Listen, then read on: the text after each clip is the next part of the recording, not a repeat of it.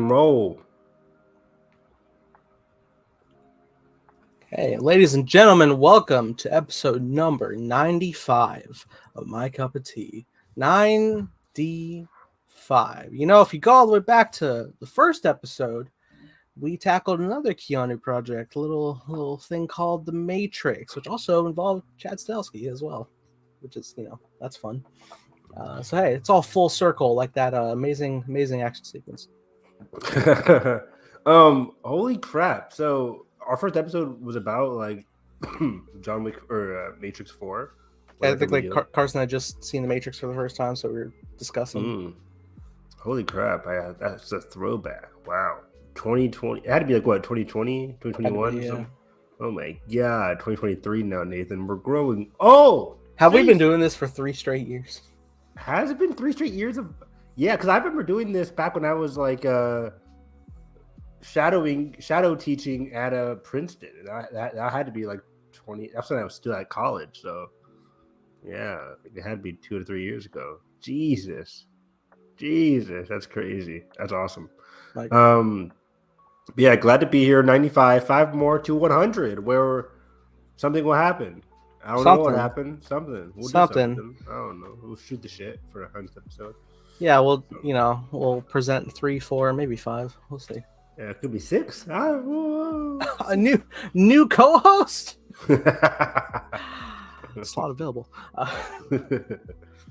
Oh man, it's so funny. As soon as Carson left, I was like, "Oh, our podcast could be a lot shorter," but no, they've been longer or just about the same. It's worse because now I have to be the other end of the conversation. I can't just sit back play Spider-Man all casual. Because on those latter days with Carson, I you guys would just be going back and forth. I'm just sitting here like triangle circle. I was like, I don't know how to interject. They're so much more inept. Spitting, Bob. They're spitting. In the heat of battle, they don't miss. But yeah, today's been crazy, but I'm excited to talk about John Wick 4. I'm so sad everything else that I saw this not till Sunday, so I missed like the whole weekend crowd because damn, I bet those audiences were crazy. I mean, I saw this in IMAX. My IMAX wasn't really full at all for this one. It wasn't a full crowd, but you still got the oohs and ahs like with a lot of the other scenes that we'll talk about. So, full spoilers for John Wick Chapter 4. Full spoilers. We're going to do a spoiler review. We haven't really done a spoiler review since Ant-Man, I think. Was Ant-Man our last spoiler review? I think so, yeah. It's been a hot minute. Early February. We've had the whole weekend wait, the golden rule. Exactly, yeah. I usually wait till today, Monday, to talk about these kinds of big movies that have been popping up. We never really... banner to announce, like, hey, this is spoilers. And we never really talked about, like this March has been insane, dude. Like, we didn't talk about Scream yet. That's going to be for the horror podcast that we're having coming up soon. Scream has been fantastic. Creed is fantastic. Did we talk about Creed at all on air? Maybe off air. I'm not sure. I love this bottom third. Yeah, a little just hey, look out now. Awesome. Actually, but yeah, I think we may have like hit them real quick. I think we might have talked Creed real quick and a little bit of what was it? Not Scream 6 because we're saving it. 65 maybe a little. Did we? Did we talk about? I keep forgetting. Like, was that off air or on air? I can't remember. Maybe we did talk about 65. Whatever. But yeah, this is our first big one. We're gonna be doing a lot more, as the year rolls on. John Wick 4 is big, but Super Mario is coming out soon. May has Guardians of the Galaxy coming out, so we're definitely gonna be doing one for that as well. So, Spider-Verse that's gonna be like a 5-hour podcast right there. Because I can't wait for Across the Spider-Verse. So yeah, I'm ready. John Wick Chapter 4. This was crazy. Directed by Chad Stahelski. March 17th, March not 17th. When did it come out? 24th? 2023. There we go. John Wick 4 spoilers. Got that CNN. Got that. Awesome. Breaking news now. Coming to you now. But dude, I loved this movie. This immediately became my favorite movie of the year.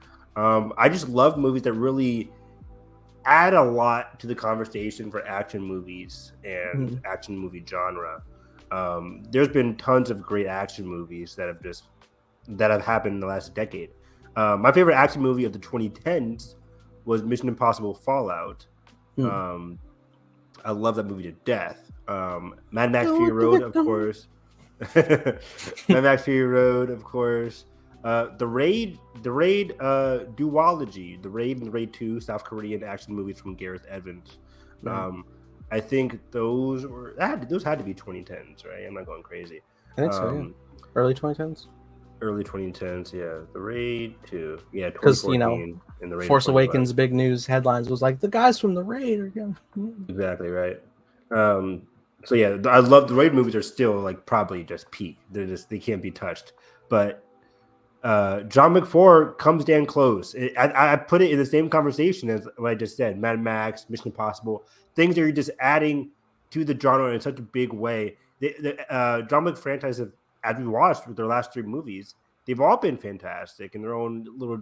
I guess some are better than others, of course, but they've all been very, very good movies. It's not a bad one. It's not a bad one, exactly. The concept of gun fu. It's the scream of action. It's not a bad one. Yeah, exactly. The idea of like gun fu and combining gun shooting choreography with like the evolution of the franchise, it brought in like swords, daggers, pencils, cards, nunchucks. In this movie, we got like nunchucks, axes, flaming shotguns. Pencil again. I mentioned the card. That was funny. It's just been insane. More dog action as well, which is like we got crazy. Fucking motion sensors. Oh my god. So yeah, this movie, like again, we talked about it with our commentaries, but there's a great escalation in terms of the lore, in terms of the cast and the characters and the action for each and every movie. The last one, you brought in Halle Berry. You brought in more of a bigger role for like Lawrence Fishburne, and there's more characters within like the high table and the lore itself, and like the deaths that people play. The Elder was introduced, Continental and the rules there, the Excommunicado, like a lot of different rules and lore were added into 3 that just get expanded upon in 4, and shocking in cool ways. But yeah, now that we're in spoilers, like the Elder dies early on, or the replacement for the Elder, I guess, from John Wick 3. This was a new Elder. He dies. And that was kind of surprising. I thought the Elder was going to be a bigger character in this franchise, but he ended up being just a catalyst for John's revenge mission here. Yeah, his idea was just to just take them all out, not realizing that they're all getting ripped. As Winston said, they're like a Hydra.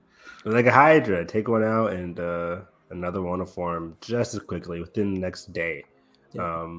But oh yeah, dude, like the cast of this movie blows away the cast of every other John Wick movie, and I just loved this cast to death. Specifically, the GOAT of all goats, Kane, Donnie Yen. Oh my! I can't stop thinking about this guy, Nathan. From the first scene I saw him in, I'm like, okay, this guy in the running for best character of 2023. Oh yes. By the end of the year, he'll be in my top 5. No questions asked. Did you Wow. Because I don't know about if you were aware. Did you catch the end credit scene? I did. Yes. I stayed because like people told me, yeah, you should stay around. I didn't know there was going to be one, but I did stay because I'm required by law. I went with a friend and he was like, "Is there one?" And I'm like, "I don't know." He's like, "I'm not staying," because he had to pee. and then he Googled on his phone. He's like, "Fuck," and he stayed. I was like, "There is one? Oh fuck!" So anticipation, but we'll get to there. Yeah, we can get to it right now. No story. No story. Okay. I think it'll set up a discussion because we have a whole nother topic about spinoffs. Oh, sweet. But yeah, Kane blew me away. Yeah, I was. Did you have any idea who was going to be blind in this movie? I had no idea. Was No, that in the but trailers? what popped into my brain was like what caught me is like when we first introduced that scene. We cut to a shot from behind, and just noticing the way he's sitting because I watched a lot of fucking Daredevil. Uh, Yeah, you can. I'm seeing how he's crooked like head. just like Yeah. listening, and he's wearing sunglasses, and I'm like, huh. Oh And then shit. what clicked in my brain, I was remembering a shot in that reflective room because they all have reflective rooms, don't they? Yeah. There's a shot in the trailer where John and Kane are fighting in a reflective room, and I remember while Kane is dodging, he's not looking directly at John, so that popped in my brain. I'm like, is he fucking blind? And then Oh wow. just I was like kind of taking notes. I was like, where's his eyes foggy? Oh my god, he's blind. This is amazing. Cheering him away. It's crazy. Going from Chariot to Kane, two fantastic blind characters that are a cut above the rest. But yeah, I had no idea. It's funny because like that was a favorite part of the trailer. Where it's like, oh shoot, Donnie Yen versus John Wick. Like this is gonna be amazing. I rewatched that scene tons of times in the trailers whenever it came up, and it just didn't even occur to me until this movie. Yeah, he's sitting on the bench looking over. I love the first scene that we see with Kane is just him looking at his daughter, like image too. Before we even cut to him, it's just his daughter, and then it's him because his daughter is like really much the focus of his life. But yeah, he was such a great character. In general, I love that they brought in a lot of the emotion back to the franchise. I like John Wick 2 and 3 a lot, but as we talked about, 2 is pretty much a relentless do this, John, do this for me, and then John wants revenge for the guy for betraying him. 3, again, relentless movie. He's excommunicado. He's going across the world trying to free himself and escape. Not a lot of heart in the franchise there. You get it a little bit through like the different characters. But this one, a lot of heart, a lot of emotional background between not only John, but just for Kane, for Hiroki Sanada's daughter. Her name. She was great. She brought a lot of heart to the franchise as well. One of the biggest surprises of the freaking movie, Nathan. Clancy Brown. Clancy Brown, yeah, he was great.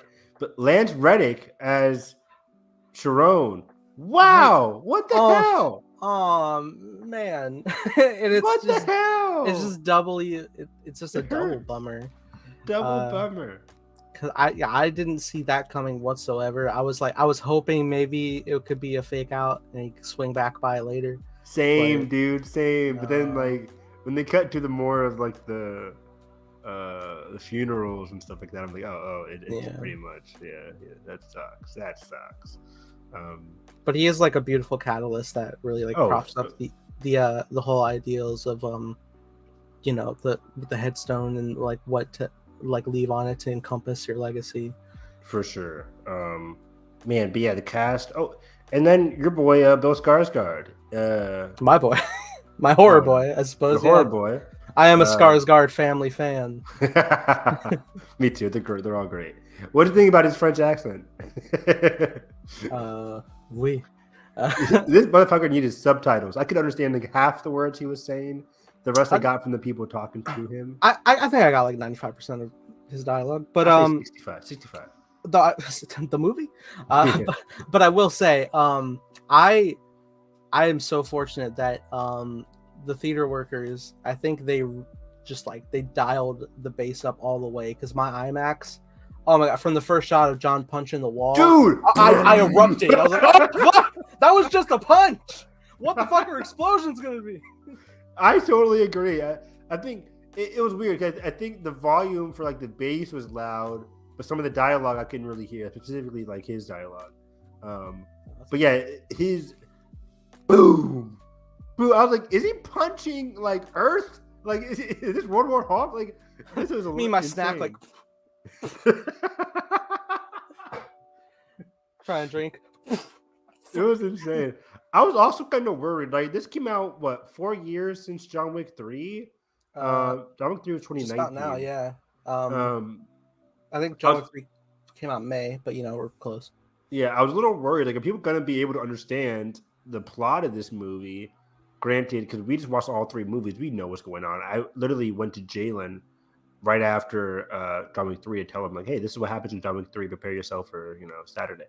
My dad was watching it, and during the like Lawrence of Arabia scene, I whispered to him like, okay, he wants revenge real quick, and the High Table does not like him. The end. I was like, you don't Your really dad have seen this?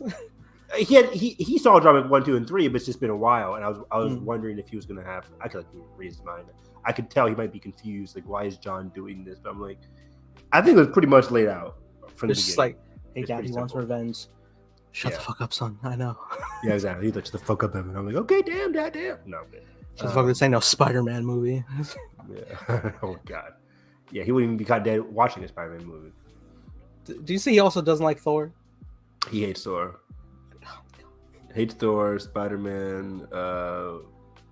Yeah, it does not like Ant-Man. I don't know if he used to watch the Guardians movie. Oh no. But we went to go see Captain Marvel because it was so pivotal to Endgame. I wonder if he's interested in Captain Marvel now, especially this one might be a musical. So Does this man gonna sit down and watch Miss Marvel on Disney Plus? not at all. I don't even know if he's watched Kenobi or Mandalorian. I keep telling him to watch these stuff on Disney Plus, but Do you think he'd like Moon Knight? oh my god, probably not. Oh, I don't know your father. Father. Speaking of fathers, though, Fathers, yes. What? we already tackled that point. Oops. Oh, Kane. Kind of. Oh yeah, Kane. Honestly, it's great. His introduction being pulled back in. I love that he's handed the card with Braille. And so good, right? Oh, like, starts to reveal Wick, and he stops because he's just like, oh no.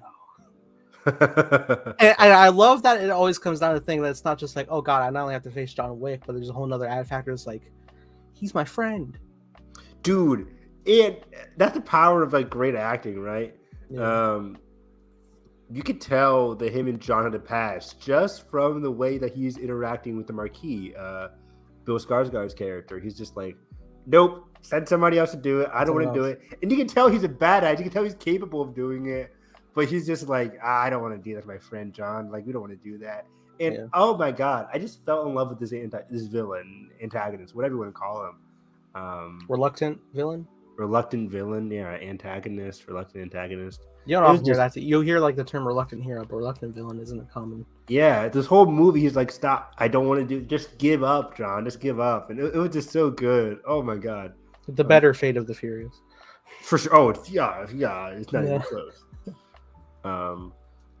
So yeah, where to start with this fucking movie? We already had like the Lawrence of Arabia part, where I love the introduction in the desert. We go back to the place that he was in John Wick 3, and he kills like the Elder here. He kills like the Elder, and the Elder kind of gives him a theme of the movie. It's like, you can kill me, another one's gonna replace me. You can't run out. There's no way to hide. There's nowhere to run.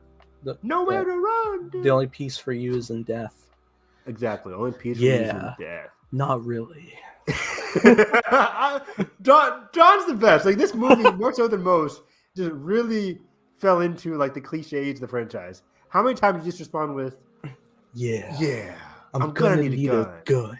I'm gonna need a gun. It's so Amen. Like, he really dialed up. Like, is this the least dialogue they've given this man? Probably, and it worked. It works very well. Probably the least amount of dialogue he's ever had, besides like or like him breathing and falling, shot, whatever. It was just incredible.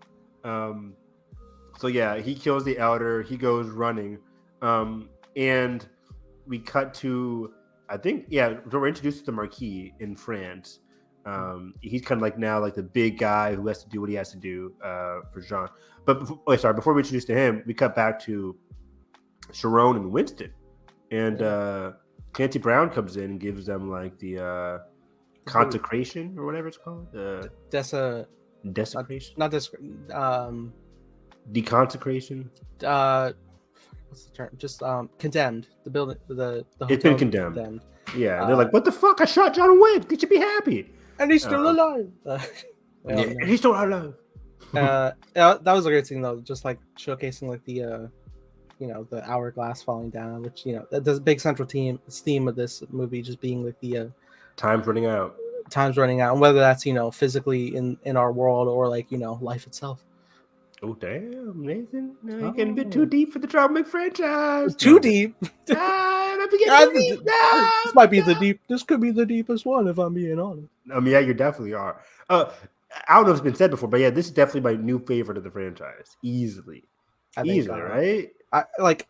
There's no competition. I'm watching it and I'm just like, I don't know if recency bias is gonna sway me over, but just with how the ending settles, I'm just like, yeah, this is my favorite. Yeah, you're like, yeah, I'm thinking 5-star. Exactly, baby. So Winston, as soon as he gets that hourglass, and by the way, I just love Clancy Brown's character. He's pretty much, I don't know, is he the adjudicator, right, or something like that? Where I think so. That's the name. Yeah. He just goes from place to place doing his job. That's why I love this franchise. Like, there's a lot of people within the high table just doing their job. They do it right. Clancy Brown basically has the same role as like the other adjudicator from John Wick 3, the other woman. And I kind of like him better. He's just, because one, I love Clancy Brown, and he just carried that authority with him. It really felt like he's just doing what he has to do. He's been in this game for a while, like everybody. But exactly.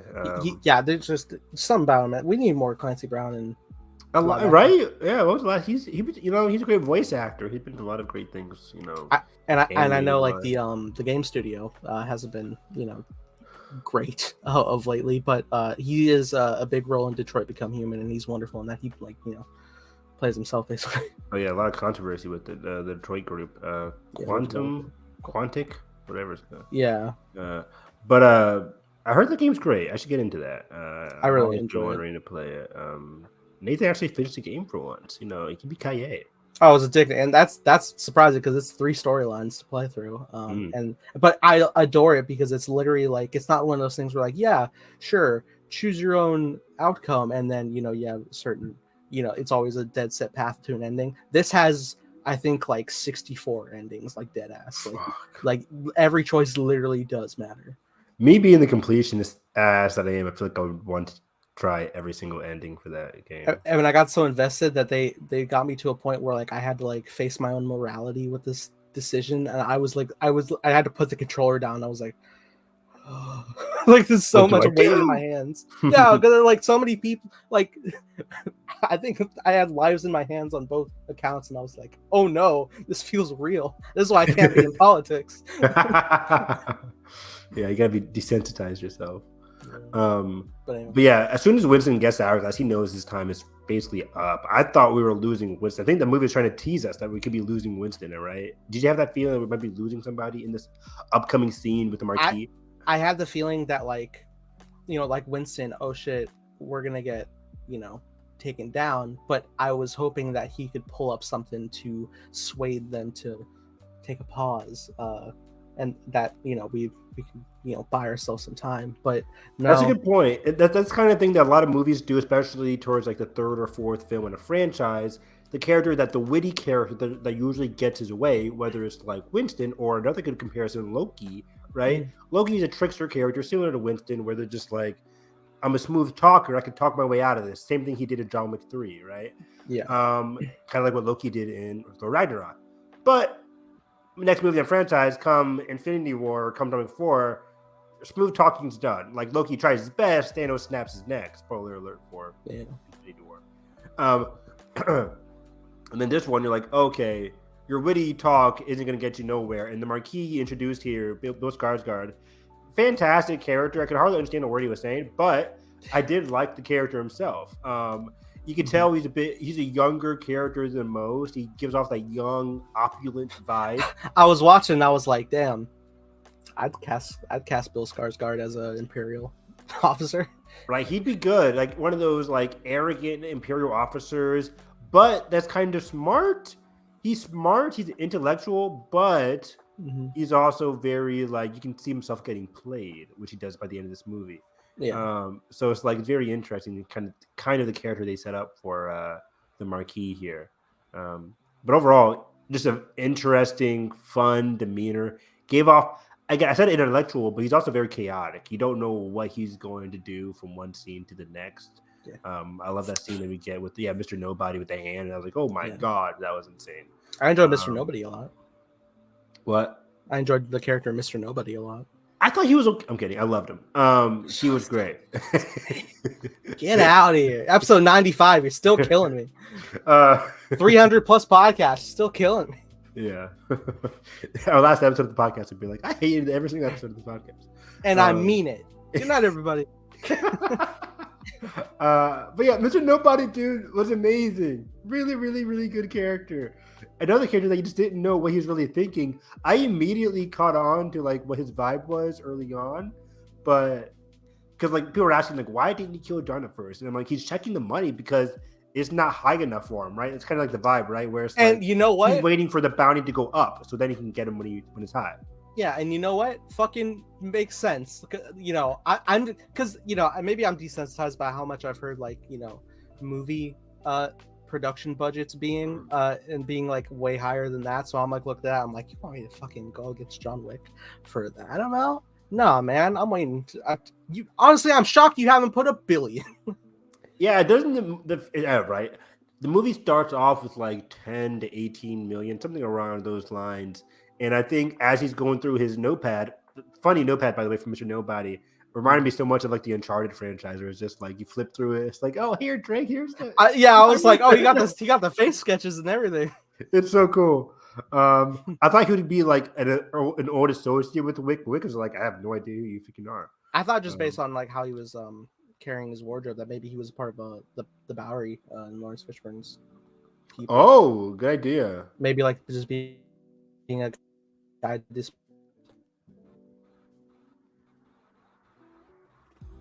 Oh, Nathan, pause.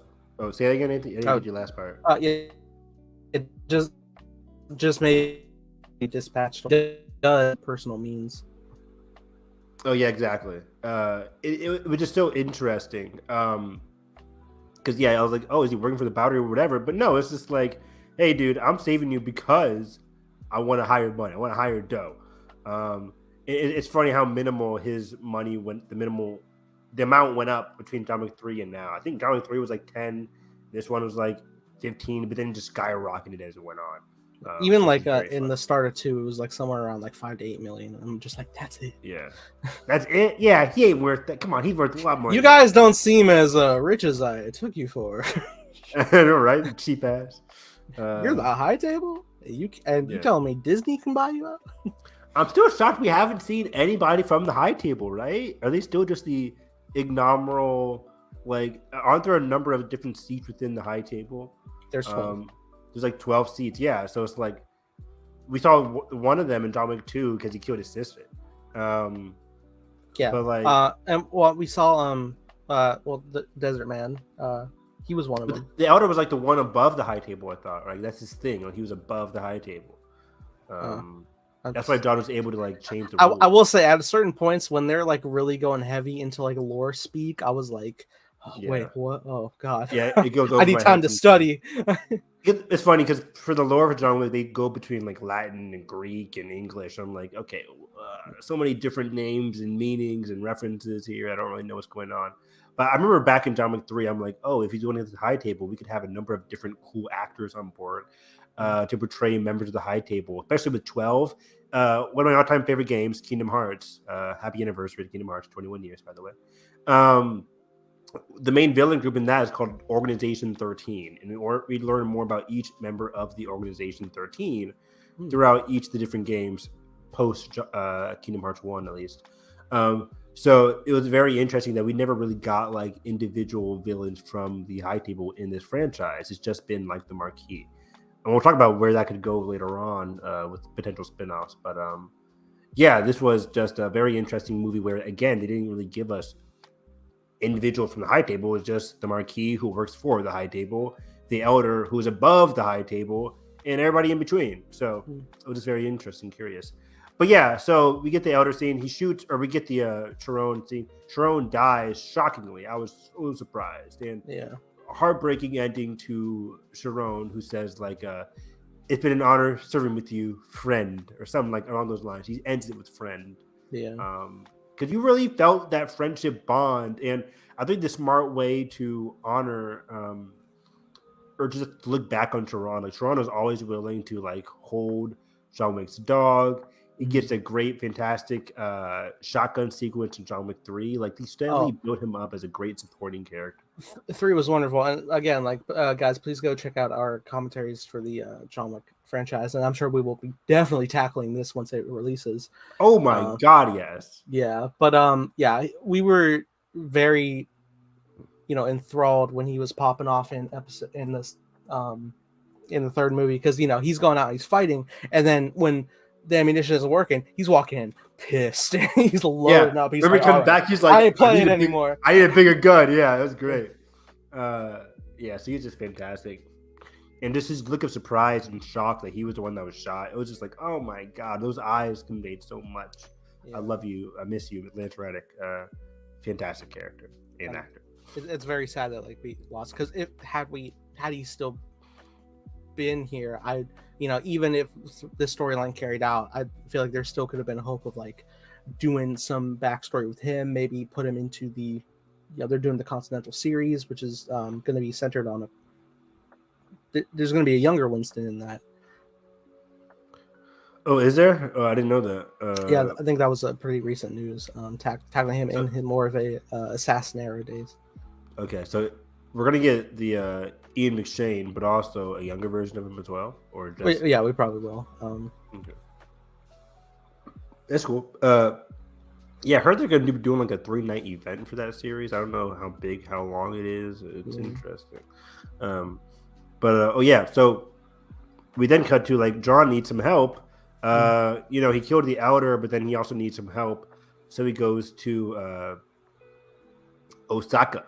And we get one of my favorite locations in the entire film is in Osaka. We're introduced to, because Marquis is like, I don't care where John is, we're gonna go after him, and any place that might be harboring him. And then Kane's like, I know a few friends of his. A lot of people have left John because he excommunicated, but I know some people that might, I forget the wording. It was just friends or mean more so than excommunicado. And that's when we get to Osaka, where we meet Hiroyuki Sanada's character, who is the manager of the Osaka branch of the Continental, and his daughter Akira, played by Rina Samaraya. Rina, I was calling her Rina. She was great. I think it's one of her first big movie roles. She's an actress and a musician. So, yeah, I was just watching a interview with Fandango with Keanu and Chad, and Chad was saying how he was looking up martial arts stuff, and he got literally in a recommended YouTube video, saw her in this orange wig, doing some sort of music stuff, which he also thought was oh, that's great, it could be a musical performer, you probably have to be equally fit to hold out full performances, so the translation over to action wouldn't be so bad for endurance. Oh, that's awesome. I didn't know that. Yeah, so that's a cool little discovery there. That's how they found her. Did you see a clip of her reading the reviews or listening to the reviews of John Wick 4? No, I just started diving because I've been on trying to stay out of the Oh yeah, because you saw it. Yeah, you saw it. I just saw it last night. Yeah. There's a cool TikTok of her in the car with their friends, and then they're showing her oh, Hollywood Reporter says Rina was fantastic as a new Akira. They want to see more. There's tons of praise from her from every single news article online, and she was just so happy. I'm just I feel so happy for her because she was amazing. And I love the first conversation that she had with her father, Hiroyuki Sanada's character, where it's oh yeah, your daughter wants you to relax, your daughter wants you to calm down. I'm like, who's gonna be her daughter? But it turned out she was the daughter. Who's gonna be his daughter? I mean, and yeah, she was the daughter through vague talking to yourself in third person, basically. Yeah, which then led to a sweet moment when he's tell my daughter I look forward to dinner. Yeah, and then she's like, okay. I was oh, okay, so he she eats the daughter. Oh, okay. Yeah, someone's gonna die, aren't they? I didn't think that. I'm too naive. Yeah, you're right. At this point, I thought oh, okay, they both can make it out. At least this Continental is gonna get wrecked, but at least they'll make it. So then we get a sweet scene between. Oh, sorry. I do think at a certain point, just because I was remembering, I do remember a shot of Donnie and Hiroyuki Sanada clashing in the trailer, and I saw we were getting to that certain point outside in that garden area, and I was like, it's a wrap. Yeah, it was something I'm brain, how far we're getting. I'm just oh, he ain't making it out. If anybody's played any game ever, that courtyard is just signifying boss battle death, right? Like this is where our main character, or side character, supporting character, whatever, somebody's gonna die in this area. Nobody's walking out of this alive. But handled beautifully because like in regards to those two characters, you can also like see like they also had a friendship. It was crazy. I'm like, oh, I feel bad for both of these characters. Like, I don't want to fight you. Just tell me where John is. Don't do this. Don't do this, dude. Insane. So yeah, there's not a lot to break down here, but yeah, we get the Marquis men, the high table men coming to Osaka while John is talking to his old pal Hiroyuki Sanada. I think Keanu and Hiroyuki might have done a scene or a movie together in the past, which adds. They did 47 Ronin. Oh, they did. Interesting. Which I 47 Ronin. I don't think I have. I saw it. It was one of the last films I saw before my car accident. I'm laying in the ambulance and I'm like, it's the last movie I want to see. 47 Ronin. And Frozen. Frozen's pretty good. I need to revisit 47 Ronin though, because I also forgot Hiroyuki was in that. Oh man, I would love to do 47 Ronin commentary. How long is that fucking movie? It's on 2013, 2 hours 8 minutes. It's on HBO Max too. That's dope. Yeah. Let me add it to the fucking list. It looks nice. It's a very. I think it's so weird. It's one of those movies that you constantly hear about, and I'm like, I think I saw it, but if I watch it again, it'll probably feel very new to me. Because there's a lot of. I wonder if going back into it, like now that I'm just like, well, you know, it's got Keanu. That could be enough. Exactly. It's funny. It's one of those things where there was tons of movies coming out in like those in the early 2010s. Like there was a movie called like The Assassin's Assassin or whatever. Like I forget what it was called. Yeah. And then 47 Ronin.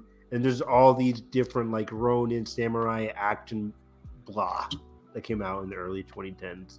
Sure. I totally forget about. Yeah, I heard that's a really good one. Let me add it to the commentary list once I find it. There we go. Yes, resend me the full list so I can implement the idea of making the wheel to spin. Oh, dude, yes. I was watching a Twitch stream and somebody did like, hey, you guys keep recommending me movies. Let me just do a wheel stream. And then he spun the wheel instead of watching whatever we spun or whatever he spun for based on our recommendations. I'm like, we should finally do that. I think a good thing we could do is like, you know, spin one for a franchise and then spin like do like maybe a couple spins for standalones. Yeah, for sure. Even if we can have our thing for at least the first half of this year. But then like a lot of things are already given because we're like, all right, well, this installment's coming up. We'll just do that then. Mm-hmm. Exactly. So this whole Osaka thing was just incredible, right? The Marquis men show up. You get the beautiful green lights, fantastic action sequences. You kind of meet the big one, like the big brute who blocks an arrow with his arm, while the other guy gets like shot in the neck with the arrow. I was watching. I was like, did he get impaled? Like, does he just not care? Yeah, I mean, those Kevlars too, they're just incredible. We saw a lot. Like, it was kind of revolutionary in the first John Wick, or it was more so I recognized it in the second one, where he's just like blocking it with like the sleeve of his arm, which is so cool. I was watching. I was thinking like, if I made one, I would get like the longest fucking sleeves. I would have like that fucking ghost face trickle shit. But I wonder how much it's just gonna like whip me and just like. Yeah, I mean they've mastered like the whole just like cover your arm to deflect bullets. That's so ingenious. Get some capes. Yeah, never wear capes, Nathan. Yes. But yeah, this whole thing was incredible. I love the action sequence with Akira fighting off that big brute, and she's just like stabbing him up the stairs. Oh. That was incredible. I loved the hell out of that. This movie loves stairs, man. The bow and arrow scenes up top of the rooftop where she like figures out like, oh yeah, your father's in trouble, and then the Marquis men just come in over there and just start shooting, and then she pulls out her arrow, just starts popping off. And I like how a lot of the grunts had like masks where you couldn't just headshot them. You had to shoot them multiple times. Oh yeah. And then just like remove the helmet, shoot them in the neck. You had to like angle them just right if you're gonna shoot them like into that weak point of the mask. Exactly. Yeah. And there were so many. The nunchuck sequence in the mirrors, that was incredible. I also love that, like, because this is clearly like the high table division stationed in Japan that their mask is custom with like the samurai mouths. Oh, you're right. Yeah, the costume design for this movie just blew me away. Costume design, production design, cinematography. Oscars, baby. Let's This do movie it. could sweep some of these text categories for sure. And Where is the stunt award, man? right, the stunt design needs to be an Academy Award nominated category. Like, come on, stunt work, stunt design, something along those same lines, like where you honor the stunt coordinator, just like you honor the director, editor, sound mixer, sound editors. Give us a stunt coordinator who can really like emphasize like this is what I do for movies. Yeah. And I was watching a movie or I watched a video and they're like, stunt coordinators do a lot of the heavy lifting for the movie's marketing, right? Like, what appeals to you about John Wick? What appeals to you about Mission Impossible or even Everything Everywhere, right? It was those crazy stunts that they were doing to invite you to get your interest into the movie. And I think stunt coordinating is a very important job in the industry that's just not getting honored. So maybe sooner than later. But the Academy is like adding more categories. Oh my gosh! Good heavens! Good heavens! But yeah, the whole Osaka thing was incredible. We got to talk about the introduction to fucking Kane in the kitchen was mind blowing. Nathan. Oh, he's eating. You're right. Yeah, he's just chilling, eating ramen or whatever. As soon as I saw that, I was like, "Oh, new favorite unlocked, baby." I'm the same way. I'm like, whenever you see a cool character just chilling while the grunts do all the work, you know he means business. And it was just, it was impeccable because he comes in there, he's blind, he's walking down with his cane, and the guy's like, hurry up, help us out. He's like, okay, fine. He's walking around. You can tell before he even does like the motion detectors, he can listen to like people like whenever they fire the gun, instantly know their location and dodge and bob and weave out the way. That whole just choreographed, because it's very hard to choreograph believable blind action sequences. And it worked in spades here in this movie. I was just enthralled by the whole introduction to his sequence or to his action, the way he fought. And also those motion sensors in the next area where he just like plays different motion sensors on like the cabinets, and there's like a phone ringing each time. Me neither. I was like, are those like? I thought those were like a sound. I kind of theorized what it ended up being, where like you would pass by it, and I thought it'd be like a high enough frequency where he would know where they are. And it kind of was, but just like I didn't expect the phone ringing part of it. I thought they might have been like detonators or something. I wasn't too sure. Or no, what started hitting my brain, the Bad Batch crosshair of my brain was like he's gonna fire something, it's gonna or something. Oh, that'd have been so cool. Because he's so well inept of like the flow of sound and But yeah, he was so good with like sound and just like the whole the phone ringing along with those motion sensors was very ingenious, creative, very inventive. A lot of the action in this movie is just very inventive and surprising. But yeah, it was just a great introduction to Kane. Again, we talked about it a lot, but Kane is such a fascinating character because he's like with all these men, and when he's talking to him, it's like, come on, you don't want this fight. You don't want to do this. Like, come on. Right. You don't have the numbers. It's over. And at first, he doesn't have that emotional capability to be like Hiroyuki Sanada's character, where he's just like, I don't give a fuck about like not having the numbers. We talked about this Bad Batch, right? Where Echo's like, I don't care about not having enough people to fight the Empire. I just want to save my brothers. I just want to do what I can. And Hiroyuki Sanada's doing the same thing here, where he's like, I don't care about like going against the high table. I just want to help out my friend John. That's what I'm doing, right? He's like the one person who is like, while everyone else is just like, you're stupid. Why are you here? Why are you bringing this on? He's just like, he is our guest. He's our guest. He is my friend. That's all you need to know. That's pretty much it. I don't give a fuck about excommunicado or all that kind of shit. Yeah. But yeah, fast forward, we get an incredible fight sequence between John and Kane later on, in that like House of Mirrors area. I was surprised, actually before that, how long he fought those grunts in the House of Mirrors area with the nunchucks and the bullets and the guns. Like those are just some small grunts, but those are like 5-minute action sequences. I'm watching. I'm sitting here and I'm just like, damn. This is great. Am I gonna get tired later though? But I don't. That's a great point in the movie where it's like they do a lot in this first act. The Osaka scene is like the pinnacle of the first act, and you're like, damn, that was incredible. It was nonstop. This film, I think, has like at least like 4 grandiose like big fights, and what I think they do so brilliantly is like they not only have to plan out to like where their core fight has like something that builds up a bit bigger and bigger to keep your interest, but they also function it to where like, okay, that you saw how that escalated and that was great, but then we're gonna apply that to every fight as itself. So when you get to the core thing, that was better than that, but it's still escalating with each bit, and it does it again and again.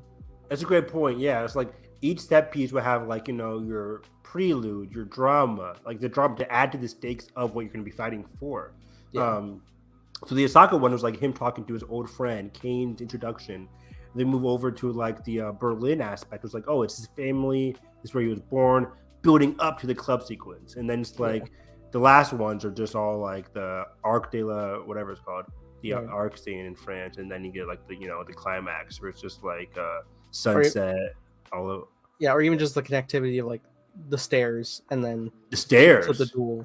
Like the stairs, it got emotional because I'm just like, please climb up those stairs, John. Let's go. I know.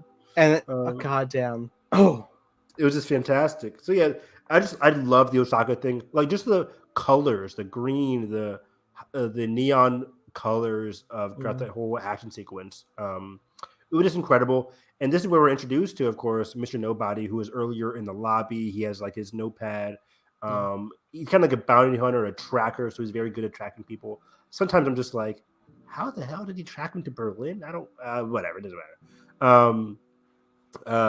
But he was just a great tracker. And then we see him like save John Wick during the incredible fight between him and Kane, which was just incredible. Kane's fighting John Wick, and there was a great sequence where Kane and him are fighting.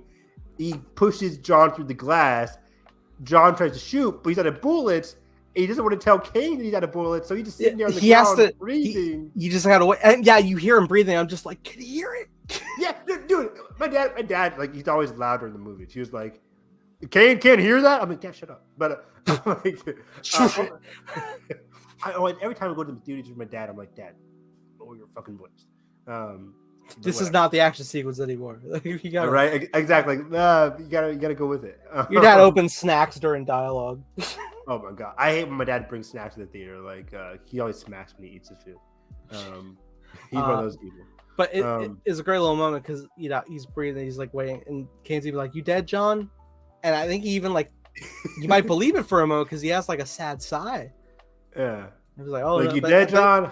Yeah. And then John, you know, he shifts so wrong, and you hear the crack of the glass, and it's like, "Oh fuck, it's over." And then Kane tried to shoot him, but Kane's also out, right? That's the thing where it's like Kane tried to shoot him, he's also out, and then John's like, "Oh shit!" Like, and then the fight continues, and then Kane is on top of him with the sword. By the way, the fact that he has like a blind sword man's cane, with the sword hidden beneath it, everything about his character is incredible, Nathan. He's 10 out of 10, 5 out of 5. He don't miss. He don't. So yeah, I just loved it. And then he's like on top of him. I'm like, oh shit, like what's gonna happen here? Because again, movie logic, it's too early for any of these people to die. So I was like, what's gonna happen? But then Mr. Nobody comes in with those like long range shotgun, whatever it was, and just kind of like interrupts the fight there. Kane gets separated. John Wick hightails it out of there. Then fast forward, we get the incredible Kane versus Hiroki Stanada's character because Akira has been shot. Hiroki is trying to leave the facility. They get to the courtyard. A lot of the men are already dead, and they see Kane just like that classic villain pose on the stairs, like, it's over, dude. Like, I think his name was Shimizu, or whatever. It's like, tell me where John is, and this is like, just tell me where he is, and then go hide, go as far as you want. I don't give a fuck. But nope. He has more honor than that, which is I think a big thing where it's like a little arc for Kane's character was just like the ability to get like empathy and honor again. It even lost it. It even got to the point that when they do fight, like he clearly like lands a powerful blow to be like, all right, he's done. Yeah, I'm walking away. A crazy, because there's sword fighting, incredible sword fighting choreography. And then at the end, you see a little backstab where he like stabs him in the back, and Hiroki's like, and that was like a big point where it's like, oh, this fight's over, because he can't even move at this point. and then he hits his arm, and he can barely hear. Like he was doing these little things, Mm-hmm. and it was just like, dude, I'm not trying to kill you. Just give it up, please. And it got Yeah. to a point where he was, deciding like, all right, this fight is over. I'm going to leave you to heal. Because, I'm not getting anything out of this. I don't even want to be here. I don't want to kill my friend. Here I go. But, Hiroyuki, he's in it. He's all in. Which, Yeah. oh boy. I know it's a thing of honor. But it's just like, man, live for your family, please. You have a daughter, dude. Like, come on, just chillax. But he goes in, and so Kane like has to land it just to, because he pushes Kane on the ground. Kane's like, oh shit, like it's life or death. I'm sorry, dude. It's like I didn't want to do this, but he stabs him in the chest. He can just and then felt it. Akira wants to fight too, even though she's injured, and he's just like, don't live. Oh, that was such a great fucking scene. Yeah, he was like, don't do this. I don't want to kill any more than I have to today, because he would kill her. Like. If he knows, he knows in his mind that if he kills her, then he died for nothing, because he died for her. Yeah, exactly. He was like, nope. And then she's walking away, and he says like, "I'll be waiting for you," right? Something along those lines. And, yeah. Like I'm expecting you, basically, and that was teased at the movie. I'm just like, I thought she was gonna show up in every single scene, but she never did until the post. Yeah, I was shocked she wasn't in the movie anymore. I was like, oh, she's definitely going to appear during the sunset sequence, 100%. But no, it just never happened. Biding your time. We got a spinoff. So yeah, it was great. Then let's move over to. So at this point, Mr. Nobody got he's. We can go to the hiring sequence where he goes to the Marquis. I think they're like in some French building or whatever. And he gets to see between Mr. Nobody and Kane. And he was like, don't go in there. You don't want to get part of this. You don't want to be part of this, basically. Nobody's like, I don't give a fuck. He walks over to the Marquis. You think he has the advantage the entire time. They're just talking. And he's like, like, I do this for a price. Like, I don't have to tell you my name or whatever. Call me Mr. Nobody. Like, blah, blah, blah, blah. Marquis then just turns around, stabs him in the hand. And I'm like, this is brutal. And it's like, he said, like, one option is you're with us. The other option means, like, you're weak. Something like in it for yourself or in it, committed to the. And so it was either like the cause. Save himself to just pull it out, or, you're committed, drag your hand through. And it's intense, too, because, his dog starts losing it and they point the gun at him. He's like, no, it's fine. And he's knife in his hand. It's fine. It's fine. Yeah. You can totally believe him too, because he seemed like this very hard ass kind of character. And then he's just he's as vulnerable as everybody else within the high table. Like everybody's working beneath the high table. That's kind of like the arc of this movie, where like everybody's beneath the high table. Like Kane's beneath it, Mr. Nobody, John. They're all beneath the high table. Even the Marquis is beneath the high table. They're all like obligated to do these things. It's just, what are you willing to do to get out of it, or what are you willing to do? What are you willing to sacrifice as well? It was just so smart. I mean, just in general, I gotta say, just the idea that Sharon's fighting, or Winston's fighting for Sharon that he lost along the way. John's fighting for his wife, the legacy of his wife that he lost. And then Kane fighting for his daughter that he can't even get close. Like these believable, tangible things. I'm just like, these are very great emotional hooks for each of these different characters. But then we get the incredible Berlin sequence where John now has to go to Berlin because he figured out that in order to really fight back against the high table, challenge him to a duel. It's like, these are the old rules, right? Winston told him, like, hey, the Marquis will accept this because it's part of the old rules. You can't really deny it. And John's like, okay, how do I do this? You're going to need your family's crest. Yeah, you need family crest and you need to amend your ticket that they tore. Exactly. So it's like, oh, crap. And we kind of were teased about this.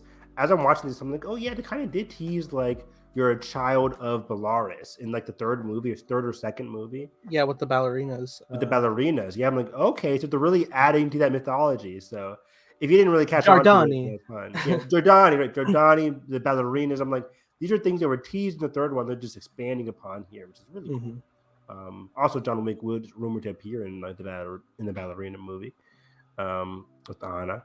So that's really cool. But yeah, so I thought that was gonna be the end credits, but I guess not. Oh, well, that'd been funny. Yeah, they still gotta get into filming. Yeah, I don't They can do it.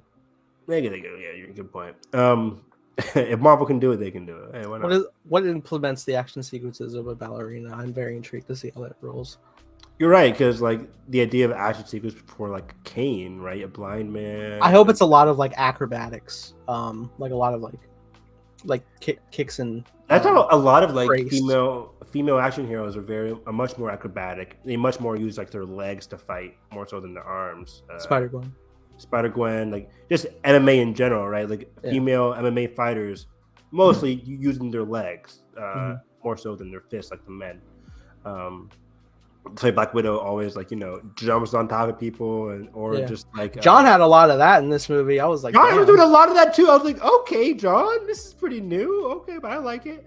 I always go back to Rebecca Ferguson in Mission Impossible, always using her legs to fight as well. Very beautiful with the legs. But then leg so then he goes to Berlin to go like reconcile with his family, and they nearly hung. They get hanged out. It's hilarious. John's acting, dude, he's getting hanged. Like, come on, like his guttural voice. Not if I beat him in a duel. Not if I beat him in a duel. They're like, huh? What? It was fantastic. Again, John is so over the fucking top in this movie, but it was incredible. It was amazing. Yeah. So yeah, they say like, well, you're a bit late because the Marquis hit us because of you. Because we like associated with you, and they killed Uncle Piotr, or whatever his name was, the uncle character that we don't know. And they said like, in order for us to fully amend you to get you back into the fold, you got to kill Scott Adkins' character to basically get us back, to get you back into our fold, and then we'll give you our token, and then you can go kill the Marquis. So that basically set us up for the whole Berlin action sequence. While this is happening, Mr. Nobody is also in the periphery following John, saying like, this is where he's going, basically. So then we get this incredible, awesome, impeccable card scene in the middle of this action movie epic. We're introduced to this awesome club. John comes in. Apparently the guy that arrested John in Berlin, the guy with the big beard that brought him into the club, I am Klaus. Hey, I am Klaus. Apparently, he's a very famous like musician, singer, or what? So he's a famous celebrity within Berlin. Okay, that's cool. So that was like his time to shine there, which is really cool. Exactly, I really like that.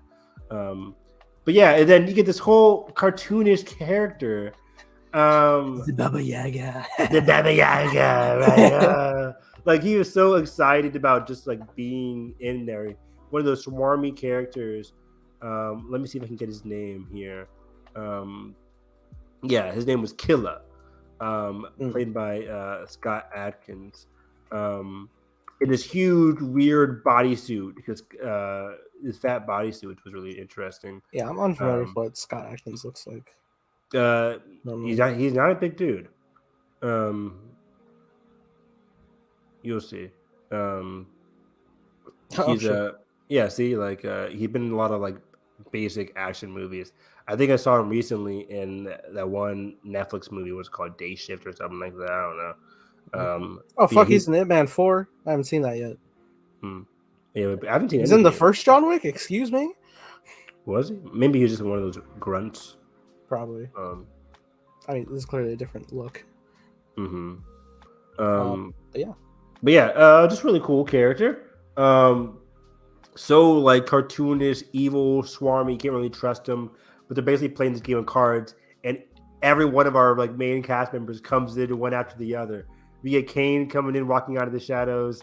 You get Mr. Nobody walking in with his dog. You already have John, and they play like poker to decide the fate of each other. Because like, oh, so you want him, you also want him, and you want to kill me. It was incredible. It was just like the whole back and forth between all of them. And then you get Kane's best line in the fucking entire movie. It was like, just fuck off. Something along those lines, right? Where he just says, just F off. Yeah. Fuck off. It was amazing. Again, everything Kane did was perfection.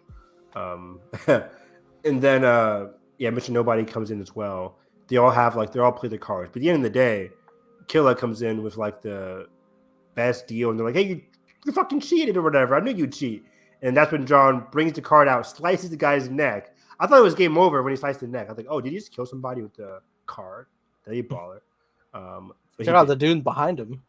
Yeah. Oh, yeah. The dude behind him gets like, did he kill him with the card? Or he got hit more fatally. where he like like how fucking sharp are these cards? I know, right? Damn. If I get killed by a card, you can laugh in my grave. Evan Harris got killed by a card. Like, no way in hell. Yeah, you have John, loving husband, Jerome, friend, Evan Harris. Killed by cards. Sad. Just sad. It was poker great. face. Yeah. It was great. I just loved this whole action sequence throughout the club. It's already been memed to death because like everybody's dancing while John is like killing people with axes. Nobody gives a flying fuck. They're all just like, have you seen Batman Beyond? It's kind of like in Batman Beyond where everybody's just dancing in the club sequence and Terry's just like fighting people as Batman. So I saw that floating around on Twitter and I thought they were just talking about like any John Wick movie, but then specifically watching this, I was like, oh fuck yeah. So I was taking extra care to like look, and there are like people like on the edges who are like looking just like what the fuck. And there's some who are like lingering watching, just like Jesus, while other people are like distracted. Maybe they think like, oh, it's a bouncer or something, or like it's a dance act. I don't know. Yeah, it was just really cool. Yeah, John also shot Scott Adkins to the ass as he's running away, which is super funny. Like, he shot me in the ass. Bastard.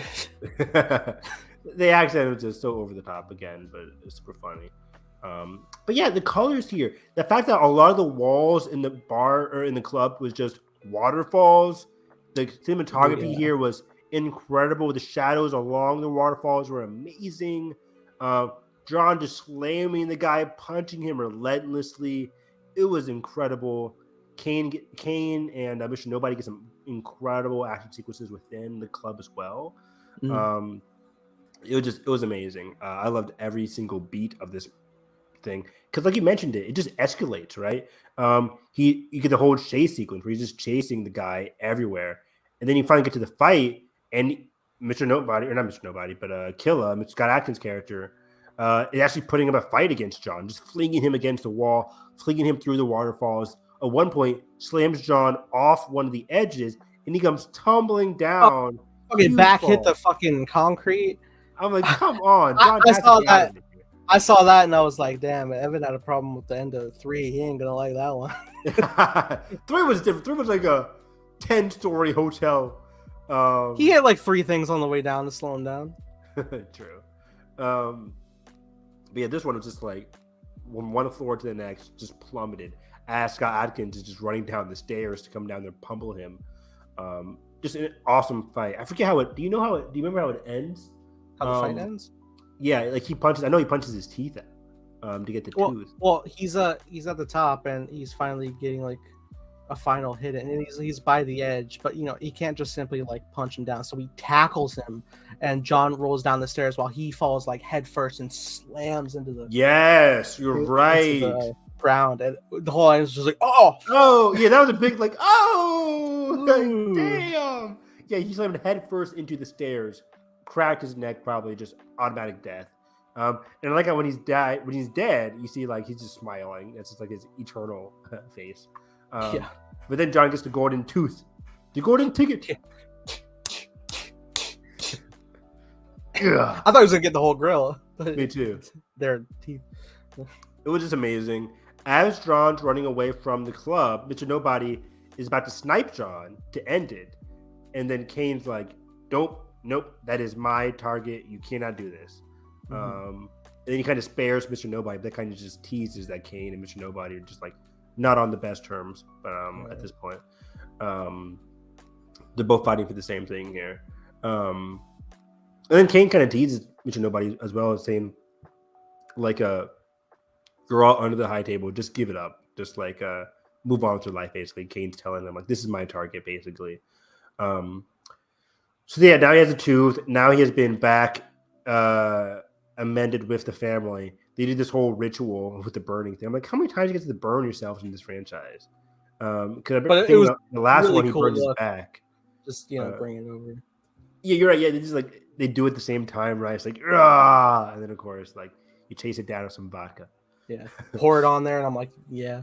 Yeah, John didn't flinch. He's so fucking numb. so raw. I love it. John has to have nerve damage at this point. Oh, 100%. So then, where to go from here? I kind of forget. But the Berlin sequence, he's been amended. The duel is now officially happening. Oh, yeah, we get the scene between John and Mr. No. I'm probably skipping a lot of scenes. Doesn't matter. But we get the scene between John and the Marquis in France, saying, like, basically, I challenge you to this duel. Like, he has Winston as his second, and then he has the backing of his family, so he's all good.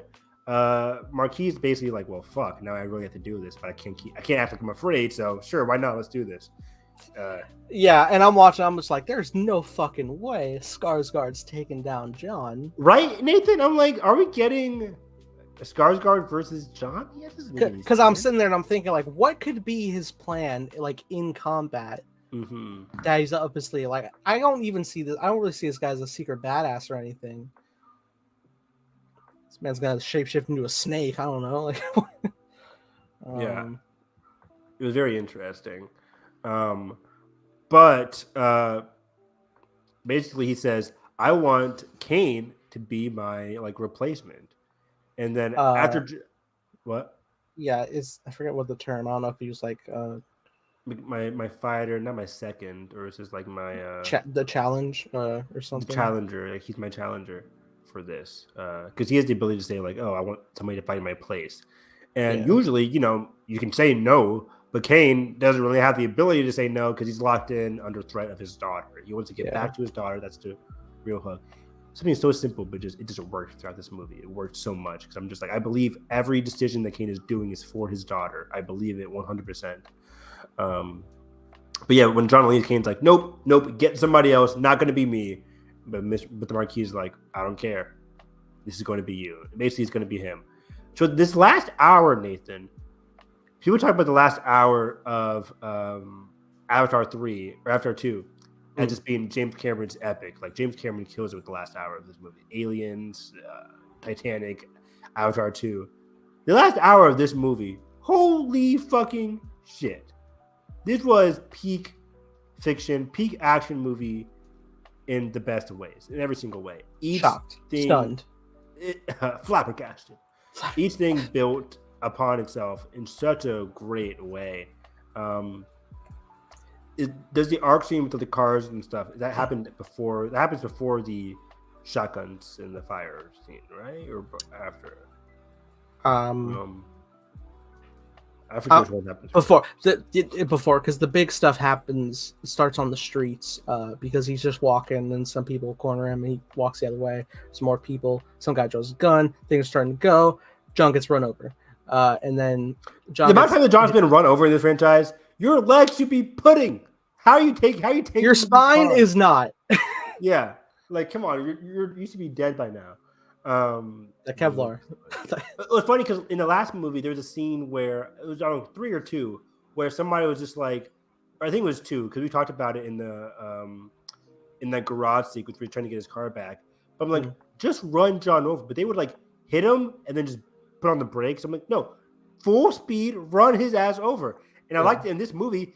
They really tried to just run his ass over. But it's useless. John would tank the hits each time. Yeah. But you're right. I just love the escalation because he's on the streets. And while this whole thing is happening, it's not just John running around. We get this awesome, we cut back to this woman on the radio just like choreographing everything that's happening. It's like, John's on his way to the Arc de la Trump. Let's see if you guys can find him. It was so awesome. You have this sexy voice in the background really adding to like the threatening layers of what John's going through. An amazing soundtrack going all the way through. Oh, the entire time. Yeah. There was one popped up that was like, it's not an original song. It's an older song. I think I know what you're talking about. Yeah. I don't know if you do. Are you sure? I mean, I think because there's some familiar songs here in this action sequence. Because there was a track like amidst the action that was going like, pow, pow. I was like, fuck, I recognize this, and it sounded obscure to you. I finally tracked it down. It's this track called "Hate or Glory," and it was used in the marketing of a Days of Future Past TV spot. Oh, Wow. spotlighting Quicksilver's power set. And it's such a popular spot that it has like over like 2 million views. It's such a bop. What's it called again? Hate or Glory?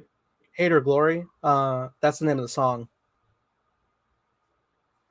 But also, if you look up Days of Future Past Quicksilver TV spot, that top result, it's a banger. So I was like, oh fuck, and I always like love that track, and I was trying to like track it down. Luckily, somebody commented what it was called, and it's more remixed in the TV spot, but it's still it hits, man. It's good.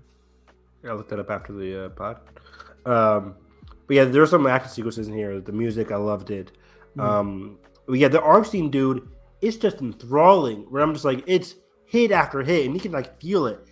Cars are flying, people are getting just like flung into the street, getting hit by the cars, and it's just constant. It's just constant. Oh yeah.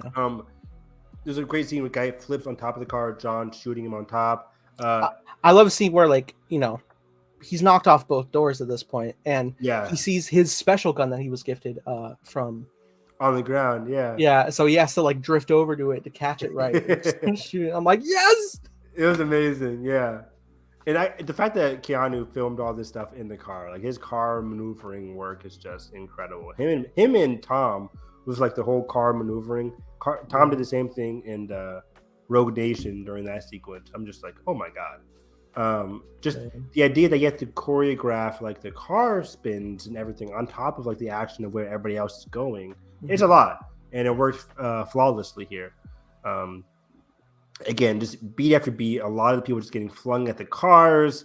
John sitting there shooting people in the head, fighting hand to hand while cars are flying. This was such an inventive fight sequence. This scene or this area has been in a lot of action movies, but I've never seen it quite like this. Hell, it was just in Mission Impossible Fallout, one of my other favorite action movies, where Tom is just dodging, going back and forth on the motorcycle, fighting people, but he's just going back and forth.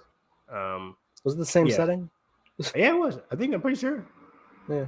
It was just the same, whatever it's called, the turnabout? Yeah. It's so good. But eventually, we do make our way through. We get into the warehouse with the explosive. Oh, and they tease it because while people are gearing up to fight John earlier, they tease it because like they get the dragon's breath, people get locked and loaded. Then they finally get to the sequence, and holy hell, Nathan! Someone advanced their skill tree and modded the fuck out of this map. Wow, this was it was at that point. It's like serious though. It was at that point I was watching. I was like, I need a John Wick video game. And then the part of my brain was like, I mean, you can just play fucking Call of Duty if you want. But I'm like, no, this specifically, I need to be in the underworld. I played Last of Us Part 2 where Abby has the flaming shotgun. That's a great point too. That's what I was thinking about during this whole action sequence. I'm like, hey, Abby has that. Abby has Dragon's Breath. But yeah, it was just wow. Like people are just going on fire because of the shotgun. The shotgun blasts are blowing people up. Fire on every corner. But the beauty of this action sequence, Nathan, is the drone, which people thought was a crane sequence, but it was a drone sequence actually. Really? Where like you get the aerial, like he's fighting. As he's fighting, we get the overhead shot of John going room to room, people fighting, and I'm just sitting there. It goes on for like 5 to 10 minutes, and I'm just sitting there, mouth agape, just like, am I actually watching this? Is this actually happening? It was incredible to watch. I was blown away. Just an entire action sequence filmed from the aerial point of view. It was incredible. It blew me away. I love this entire sequence. This is one of my favorite moments of the entire movie for me. This is the thing that's going to stick people's heads when they end the movie. Oh, for sure. Just like the individual corners, and then it cuts back to what John's perspective is, and it cuts back to the overhead, then it cuts back to the John sequence.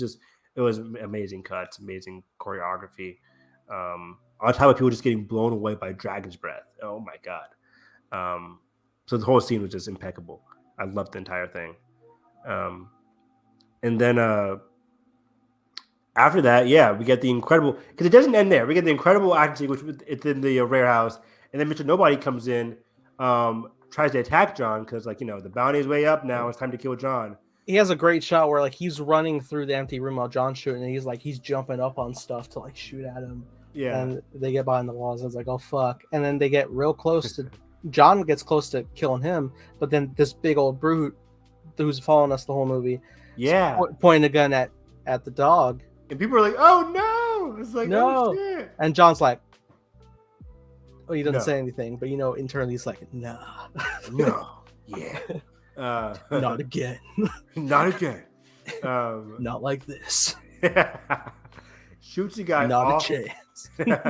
Shoots the guy off the stairwell, and the guy goes plummeting to his. Oh no, he doesn't go to his death, right? Because we see this guy later. He's coming back on the stairs. Yeah, he's coming back on the stairs. But yeah, that moment, just changes the tides in Mr. Nobody's eyes. Mm-hmm. Yeah, I think that was a big game-changing moment. He's like, "Oh, this guy's willing to not kill me because he easily could have killed me, but saves my dog instead." His dog, which is like his best friend. That's this entire movie. Part of my brain was kind of like thinking about the ideals of just like not, letting this kid fall into a similar placement where John is in life. Yeah, you can tell Mr. Nobody's a bit younger than like all the other characters, right? I assume like early 30s. Like experience, but he's not jaded. Yeah, he's not jaded like Kane and John, both in their like 50s. Yeah. How old is Donnie Yen, by the way? He's well past 50 for sure. Really? Yeah, he might be in his 60s now. No way. He might be. Look it up. What is it? 5'8". He is 59. Right there. Wow. Nice call, Nathan. Yeah. He looks so good in this movie, man. Oh, well, yeah. I mean, he's fit as hell. He practicing that Wing Chun. Yeah. We should do the Ip Man movies. Those would be fun. I can't wait. Is he in all those, Donnie Yen? Yeah, he's a star of all of them. I own all four. And I still haven't seen the fourth one. And it's been years since I watched them, so I definitely need to.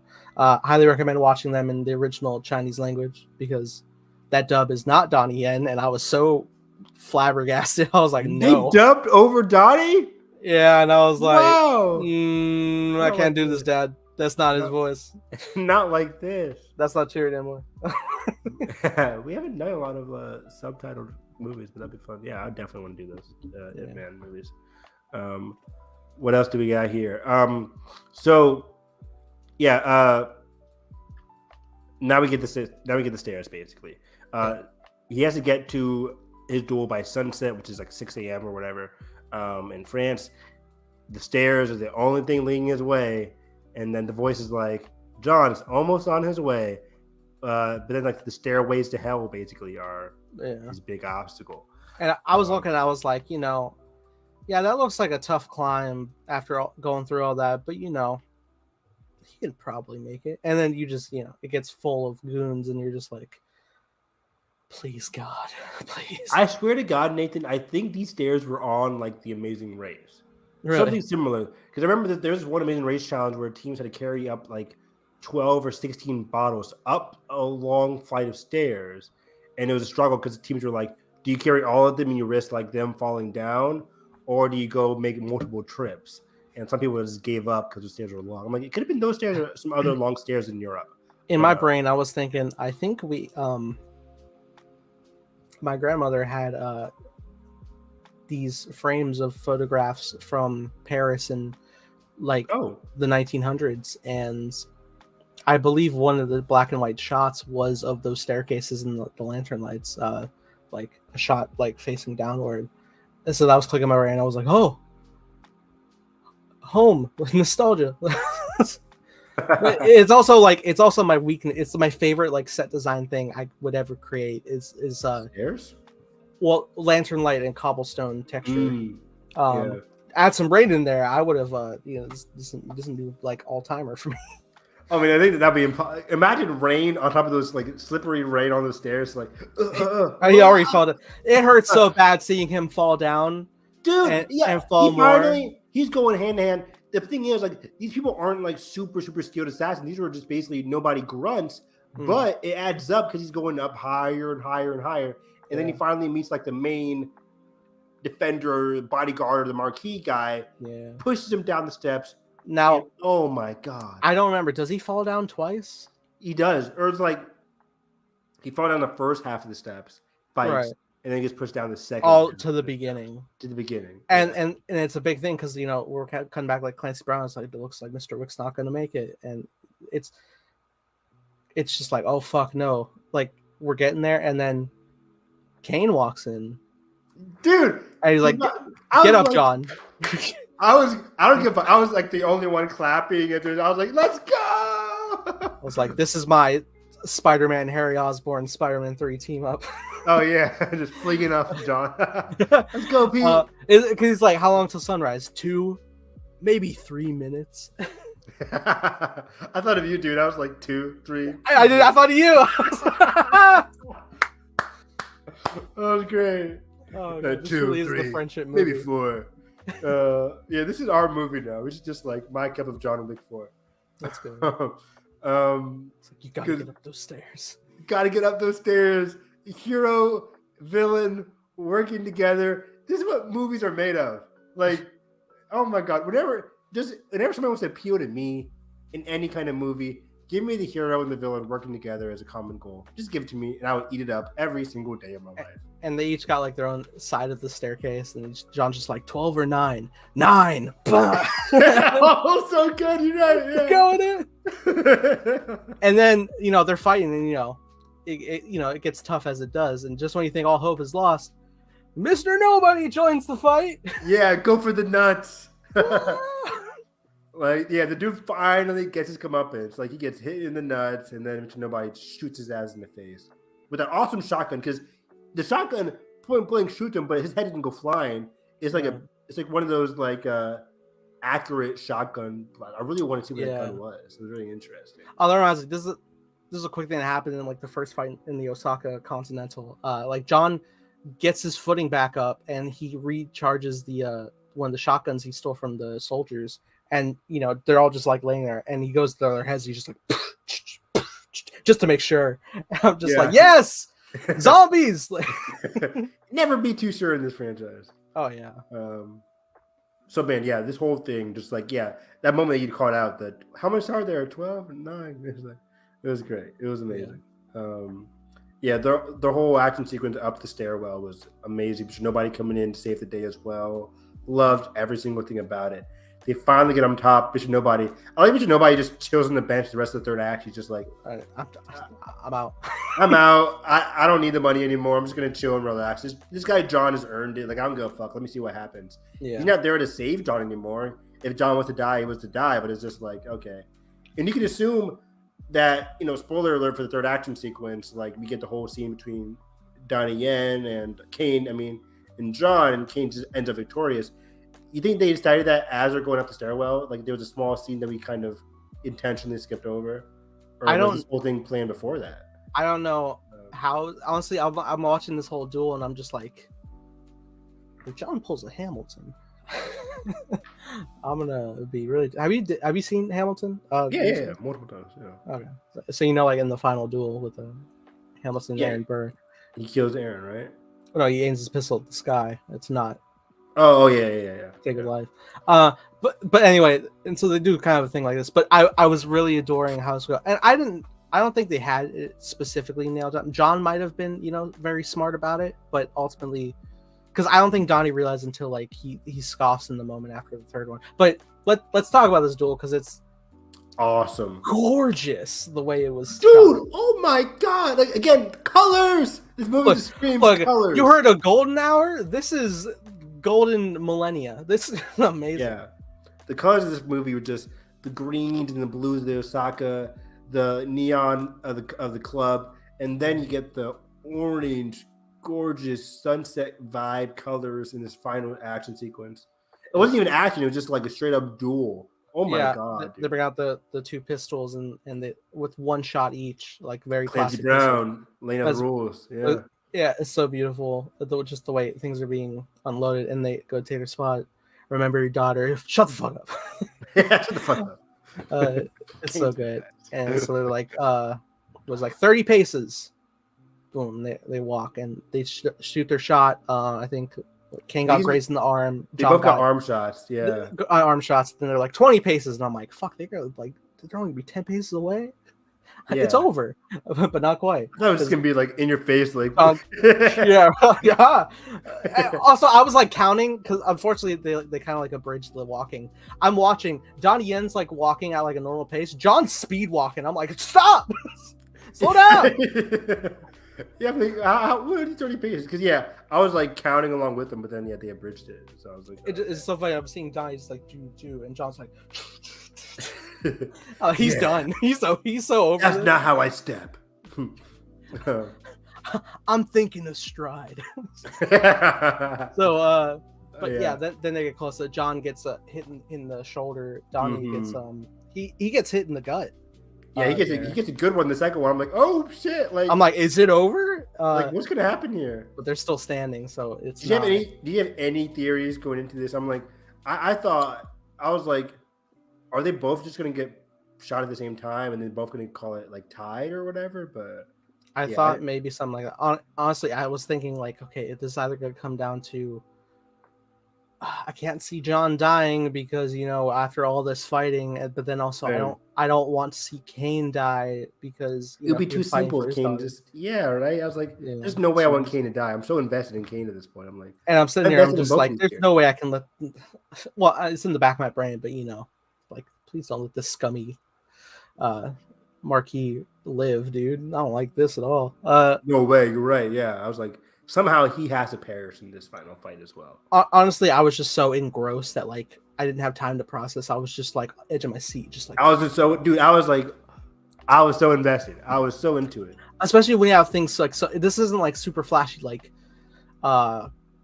blades. Like I love that sequence. Like even like the day before when they're sitting down with the cards, like calling their terms, and depending on what they flip, so it's just like it's just like when sunrise now, sunrise blades, pistols.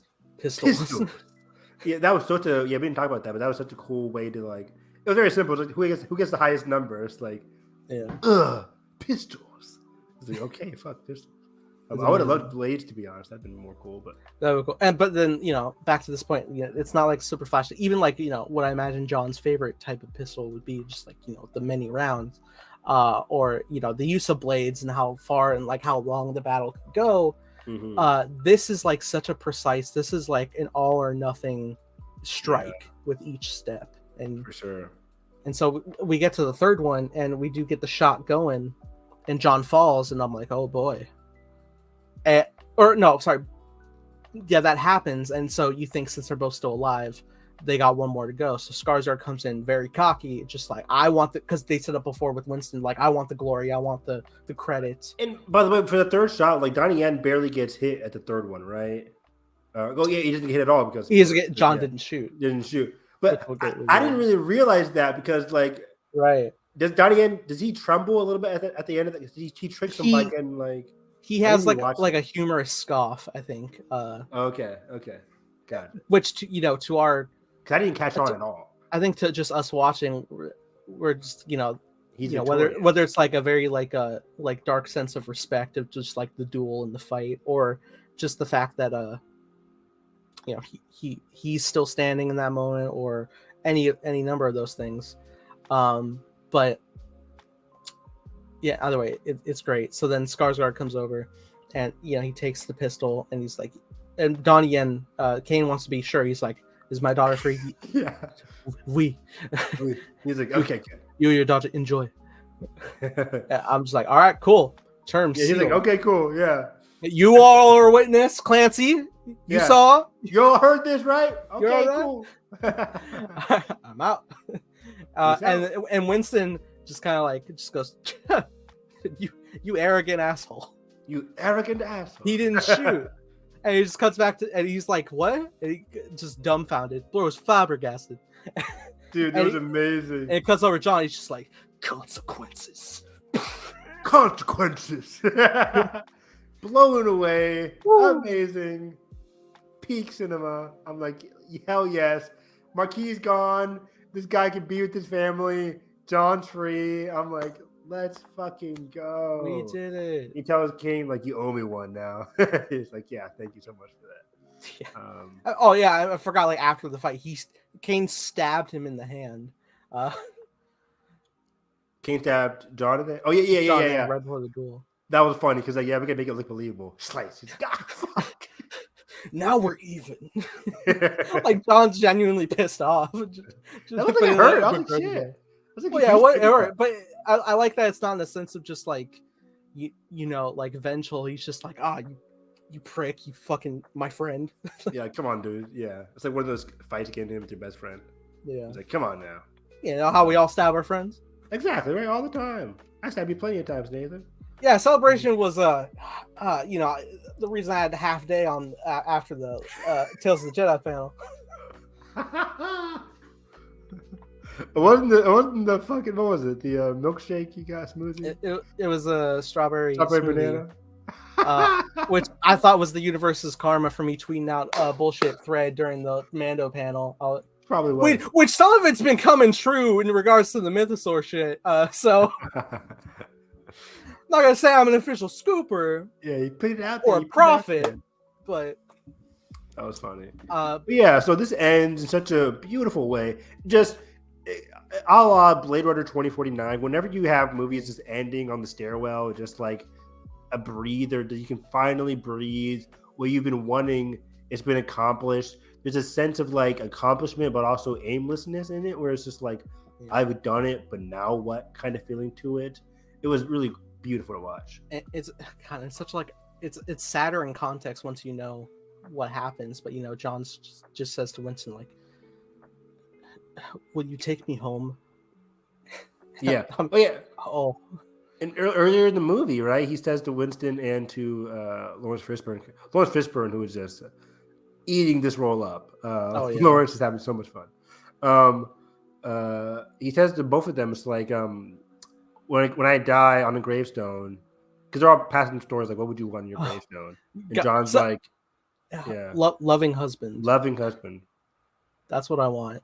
And you know, he says that, and my brain is like, no, red herring. He ain't dying. Totally. Well, so I still don't think he's dead, but I didn't think either. But then they alluded nothing. but I still him and Winston at the end just like winked at each other. Let's get to it. Let's talk about the final because he sits on the stairwell. That gorgeous wide shot. Gorgeous, Nathan. Oh my god. So beautiful. And he's looking at wallpaper. It's amazing. And I was thinking in my brain, it was just like, how amazing would it be if he like just like he just says he says his wife's name. And he sits there and he sits there, he's looking at the sunset and he's like, Helen. And I'm sitting there and I'm just like, because I thought he would say it in the context of just like he's finally at peace, he made it after all that, he made it, because he says in the last movie like he lives for her to grieve, to remember her, which I think is beautiful. And so I thought like it was gonna fade away there, but then he starts to fall over. I'm like, oh. But I thought it might have been just like, finally, John has experienced blood loss. Yeah. and that's why Winston needs to take him home. And I thought maybe he'd wake up in like the Continental, or maybe like Winston would like pull his best men to rebuild that man's house. Because has he rebuilt his house? John could just like wake up in peace. But no, we go back and it's revealed at the tombstone. And it's beautiful because it says Helen Wick. You see Helen Wick, and then beloved wife, right. John Wick, beloved husband. I'm just like, husband. That is beautiful parallel, beautiful symbolism. I love it. Gorgeous. So much. And that's what he wanted to. It's so good because this whole franchise is about him fighting for the legacy of his wife in the first one. Then he's trying to escape, trying to get back to a sense of normalcy. Because that's really all he really wanted. You established that in the first 10 minutes of the very first movie. He just wanted to be a husband with his wife. He wanted to be with his wife for the rest of his life. He was tired of this assassin life. He never really enjoyed it. So the fact that he's in honor of his wife, in honor of what he really wanted to be as a human being, it was just beautiful to see there. Perfect decision. And there's a beautiful like sense of like, you know, before there's any like, I haven't seen it, but before there's any asshole that's like, you know, John's whole journey was for nothing. He didn't make it. there's a lot of like sense of healing in this movie, especially with his both his friends and his adversaries. Like, he he spares Mr. Nobody's dog from getting killed, which is something he's experienced. So that changes him for the better. He's very strategic with the duel so that Kane can get out properly and live along to see his family, his daughter. Yeah. And then also the whole like point of the duel at this point, even if John dies, he knows that if he wins this, Winston is going to be reinstated and get his Continental back, and he'll have his way of living and his life back. Yeah, we can honor Sharon, right? By getting the hotel back. Yeah. So it's all about honor and just like amending his relationships with the people that he's met along the way. So they all can have a good life too, while honoring his wife and his wife's legacy. So yeah, it was just a beautiful, powerful ending to this to his character arc. I still don't think he's dead, but if he was, I would be perfectly fine with it. I don't give a shit. Just what the movie set up for us alone is a perfect ending. It definitely is a perfect ending, but also that's not the first time it's happened. You can stop at John Wick 1 and feel pretty damn fulfilled. Yes, yeah. Everything we watched is like two is like the catalyst of like everything you watch. Even to this point, you're like, it's because of what we did in 2. It's because of what happens there. But yeah, I do agree. This is a beautiful ending. I love like their final words, like, where do you think he is, hell or heaven? Who knows? Yeah, that's kind of like why it teased him, like he could still be alive. It's like, who knows where he really is? But it is also a beautiful moment when Winston leans down and puts his hand on the grave and just says, "Goodbye, my son." Yeah, great moment. So good. And they walk away. Yeah, it's like a father figure to Wick. And I really thought they were gonna like set up a thing where like maybe he'd be in the distance, just They could have easily done that. Every movie does that, and I would have been okay with it. But because I thought it would be smart. Like the best way John could live in peace if the entire world believes John Wick is dead. Which is why I think he's alive, right? The whole entire world, besides his 2 best friends, know that he's alive, but everybody else thinks he's dead. Which is like, okay, that works perfectly for me. Given this franchise, I'm like, where do you go next? It's kind of be hard to pull him back out again, right? If he is alive, which is why I wanted to be cut to, our post-credit scene. That'd be a great idea for a spin-off movie. It could be a great, asking favor, like, help me, friend. I agree. It could even be like a cool thing, like if you wanted to keep this world rolling and like, John is out, but if it's like one of his closest friends need help real quick and like some quick scene and like somebody's helping him out and you don't know who, and then out of the shadow, just fucking the John Wick theme, like you see him just in the shadow, but he's never lingers around enough for anybody else to catch him. That would be kind of really cool. But also, he's at peace right now, which is great. He's at peace. And yeah, we cut to the post-credit scene here. And, early on in the Osaka scene, Kane tells Akira just like, I'll be waiting. And we cut to the ending here where he finally gets to be with his daughter. He's walking up with some flowers. He's so happy. And you see this hooded figure walking. A song where it's like, sunshine keeps falling on my head. No, I'm kidding. Big old bite of a hot dog. Raindrops. Yeah. Raindrops keep falling on my head. Whoa. Kane falls. Oh, shit. Put on my glasses. Oh wait. Anyway, and yeah, they got the cloak figure, and I'm just like, who could this be? Because 2 more hours of movie passed since we saw her. I know, right? But then it's her, and I'm like, oh, and then she's pulling out a blade, and it cuts before anything happens, and I'm like, no. But I thought it was so smart. Apparently, I'm reading an interview today where they did film an entire sequence where she stabs him and then he dies. Like they filmed a death scene for Kane, and I would have been in tears, but it would have been deserved, right? But I like to leave it ambiguous because I'm like, team up. It worked for Fast and the Furious. The Rock and Statham, or Statham and the character, the Asian character Han, see Statham and Han teaming up in Fast 10 this year. Statham and The Rock happened, Hobbs and Shaw. So I'm like, it can happen in this franchise. It would be weird, but I'm open for a Kane, Akira, Asian John Wick influenced movie. I would love that to death. Please. I would love that, right? Please, Just like I would love that. they both have things against the High Table. The High Table was the one that really forced Kane's hand. Kane didn't want to do that. I would be intrigued to see the Chinese Continental. Right, or the Chinese on the Continental. inside. That'd be fun. Yeah, so a lot of opportunities there. Great post-credit sequence. Tons of possibilities for this franchise. Like, I want a Kane and Akira spinoff ASAP before, Donnie Yen gets too old, but he's in great shape, so whatever. But even then, it's getting up there. I don't want to kill this man. No. But yeah, Akira. And you're right. It's been 2 hours since we saw her, but it made sense. People were expecting her because just like she had a good presence in the movie that you were always going to expect her. At least I was. I was expecting her throughout the entire rest of the movie. I just missed her. Without much Twitter and you guys were hyping her up, I was like, oh yeah, she's gonna come back. Yeah, me too. Yeah. But even that's not to say what she had wasn't sufficient. She was phenomenal stand-up.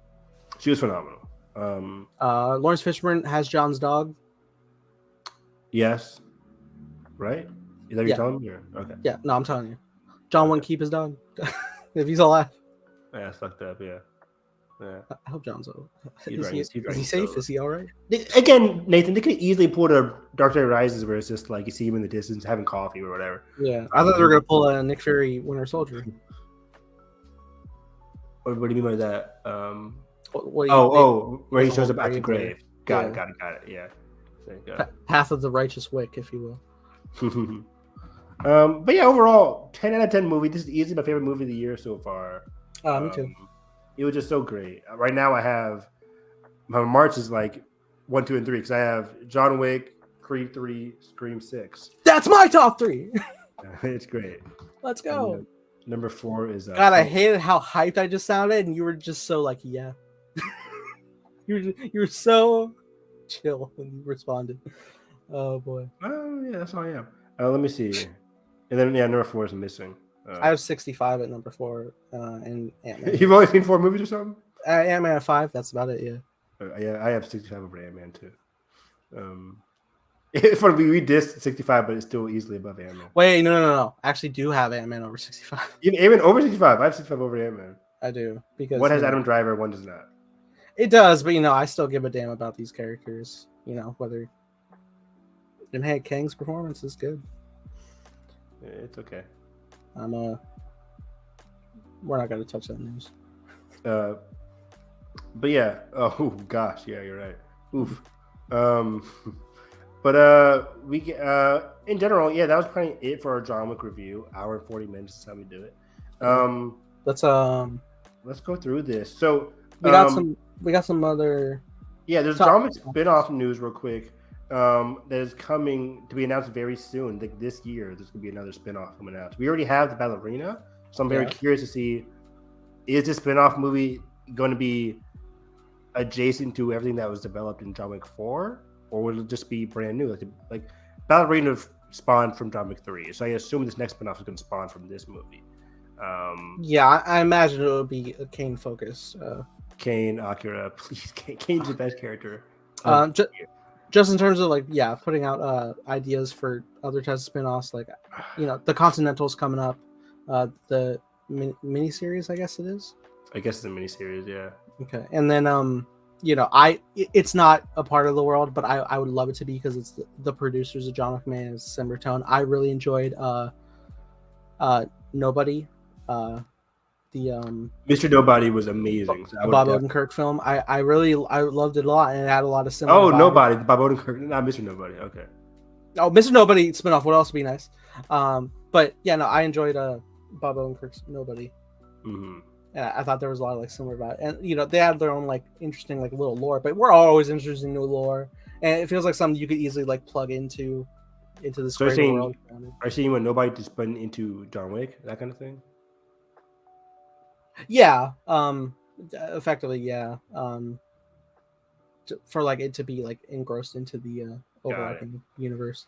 Once upon a time, I had hopes that I would get a John Wick and Nobody team up, but yeah, alas, just two old men fighting. Yeah. Yes, that'd be fun with each other. But I got to see I got to see Keanu Reeves, Hiroyuki Sanada, and Donnie Yen all fight together in a film, and that is on my level of a theatrical Spider-Verse wish list that I never thought I'd see in my lifetime, really. So this is perfect. Because, like I said, with Hiroyuki being a Japanese origin and Donnie being from Chinese origin, I never thought there could be like a logical thing without it being insensitive to have the cultures in and make sense. But with the world of John Wick, they've done it beautifully. Got it. I agree. So yeah, any other ideas for the John Wick stuff? Not that I can think of. Otherwise, I thought a spinoff of Sharon's Past would be cool. Sharon's Past would be great. Mr. Nobody, Kane, Akira. Yeah. That's most of the main players. Bill Skarsgård's character. What happened to Bill Skarsgård's past? No, I'm kidding. It's Silver Spoon up his ass, I'm sure. He's cut to Barbarian. That's his past. Halle Berry had an interesting, little backstory development in 3. She was talking about. I'm shocked that they didn't really fast track that. I thought she might be in this. Yeah, they gave it to Ana de Armas before Halle Berry. That was really surprising for me. That was surprising. But I guess the big buzz of star power. Big star power. Hollywood's fucked like that. It's let's go with the hot young actress instead of the hot older actress. Hollywood. Yeah. Actresses talk about it all the time. Where it's the minute you turn 35 as an actress, you're getting these mom roles. It's come on. Which Halle Berry has been getting. Exactly right. So it's a bit disrespectful, but that's how Hollywood is. It's awful. Yeah. Want to move on to other movie news? Let's try to wrap this by midnight. Sure, let's do that. We'll be done by then. We only have 10 minutes left, really. Okay. Let's go to some big news of the day here. Liv Tyler from The Incredible Hulk. The Incredible Hulk is returning as one of the other thousands of characters returning for Captain America: New World Order. We talked about Captain America 4 in terms of Thunderbolt connection, Thunderbolt Ross. We had recently talked a rumor of Hulk plot stuff. Which I think this is just reinforcing the Hulk villain. What's his name? The guy that's coming back here from Thunderbolt Ross. No, the villain. The guy the leader. The leader, yeah. The main villain, or presumably one of the main villains in this movie. Yeah. But then we also have the guy from Falcon Winter Soldier. His sidekick dude is in this. Yeah, he used to be the new Falcon. The new Falcon, yeah. What else are we missing here? I already said Thunderbolt's connection. There's just a lot of different characters that are popping up in this movie. I'm just this movie's going to be a lot. On top of the rumored, where it's this could be the first time we're introduced to our new Avengers team, a la the end of Age of Ultron. So, okay. Yeah, it's just a lot of things happening in New World. It's a lot, and on the one hand, I'm very intrigued to see how it plays out. Me too. Even though it feels like we still don't have full rights from Universal, so we have to try our hand at a Hulk story. Exactly, they frame it into a Captain America movie. Yeah, and that's the other thing is I hope we have Sam remain the starring, shining role, and he gets a good spotlight. I totally agree. Give Sam his Winter Soldier, right? Where it's just it's post all this craziness, just him, not on the run because that was Winter Soldier, but just him struggling with the arc that was left off in Falcon Winter Soldier. You are now the first Black Captain America, and you have to struggle with that image. Yeah. He gave a great speech at the end of Falcon Winter Soldier, but how. And while we saw the general public he was saving rally behind him, that doesn't mean the entire exactly everybody is going to be behind that. Him. Should be talked about in this movie, because in real life that it wouldn't stop, right? He gave a good speech. We love him now. No, he still has to fight that image, right? So hopefully that whole racial, not divide, but just whole racial impact of it all is brought up here, and I think it's very important to his legacy.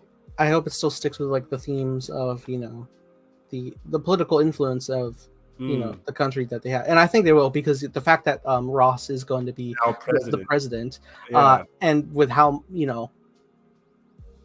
devoted he is in taming the power of the Hulk, for use of military, and now he runs effectively. He's the highest running of military decisions. Yeah, being the president, I imagine you could see. I would love to explore elements of political corruption with him in power in trying to develop, because we have the whole thing with the leader who clearly he was affected by Hulk blood. That's why he's still around. Maybe he tries to dive into that, and one thing lead to another. Red Hulk. And that can answer stuff in both in the sense too, because all these characters are getting infected by like these scientific injections or experiments, either against their will or they were into it for other reasons, for other personal reasons. Like these are all people who have been experimented on, besides Sam. So he struggled with that too. So yeah, there's a lot of people, a lot of things, a lot of moving parts in this movie, but I think it'll come together nicely. Now, we had the same writer from Falcon and Winter Soldier, so that arc, I am confident that arc and those ideas will continue in this movie. And it will be interesting because it's often forgotten because a lot of people don't often recall the Incredible Hulk, but a big thing that what burst the Abomination and Blonsky is that they were the whole element and the whole backbone of the reason Bruce was exploring gamma radiation stuff and how he turned into Hulk is because he was helping aid the recreation of the super soldier serum that made Captain America. So all that coming full circle is a really great idea.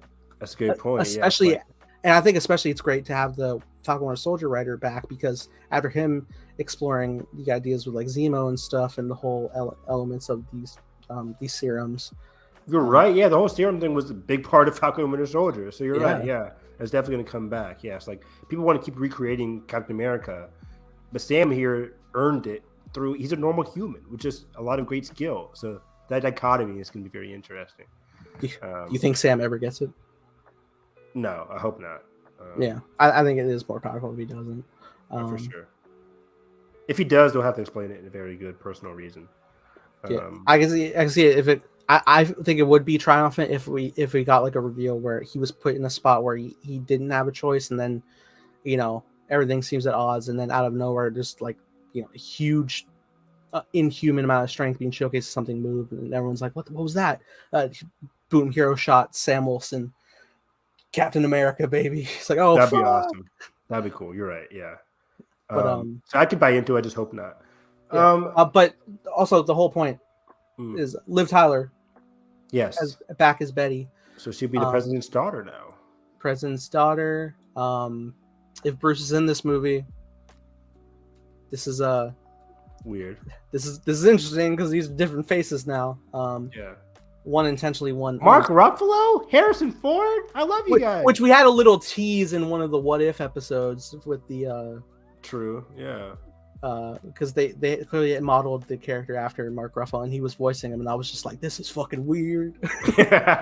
That's not Eric Norton. Was that the episode where the murder mystery blew up? That was my favorite one. Who didn't like that one? That was fun. I had fun. I don't hate any of them. Yeah, they're fine. What's the point of Party Thor? Just fucking have fun, damn it. Fun. Yeah, Party Thor was hilarious. Yeah. People can't have fun these days. My mom is coming home. But yeah, Liv Tyler, I'm excited. I assume she's gonna have a minimal role, but I'm excited to see what she does. Red She-Hulk, baby. Oh, gross! Don't do that. No. No. But she'll be there. It's like, oh, I hate you, Dad. That kind of thing. You think still? Yeah. Oh yeah, because he could be even more of an asshole now. Yeah, leader of the free world. Oh fuck. Yeah. Who's really free, Dad? Yeah, it would be interesting. Nice. But also, I like Liv Tyler for sure. She's great. She's great. I'm happy that they're bringing her back. Armageddon star. Oh boy, yeah. But also, I like her a lot in Lord of the Rings. Me too. Okay. Who's she in Lord of the Rings? God damn, she's Arwen. She's Aragorn's. Oh yeah. Love. True. Exactly. I totally knew that. Really fucked up that the studio cut her battle scenes in the second movie. Oof, not great. Come on, WB. Yeah. But yeah, other Marvel news. Mobius. More rumors or announcements that Morbius is going to be in. Morbius. Mobius. Gosh. We are one letter away from mistakes. Calamity. It's going to be in Deadpool 3. We reported this last November, and it's coming out again. There was it more concrete now? I think it's because this one came up from THR, and the last one came from other reputable rumor sources like Daniel RPK or something like that. Okay. But Yeah, Deadpool 3 is getting into, as Hugh and Ryan talked about, multiverses. Mm, That's how they're going to keep the legacy of Logan because this is a multiversal story, where yeah. that's something else. This is a brand new not a rom-com. This is a brand new road Well, trip comedy. It could be a rom-com, yeah. in his Um, eyes. so it's like, as we get into multiverses, of course, you can get the TVA.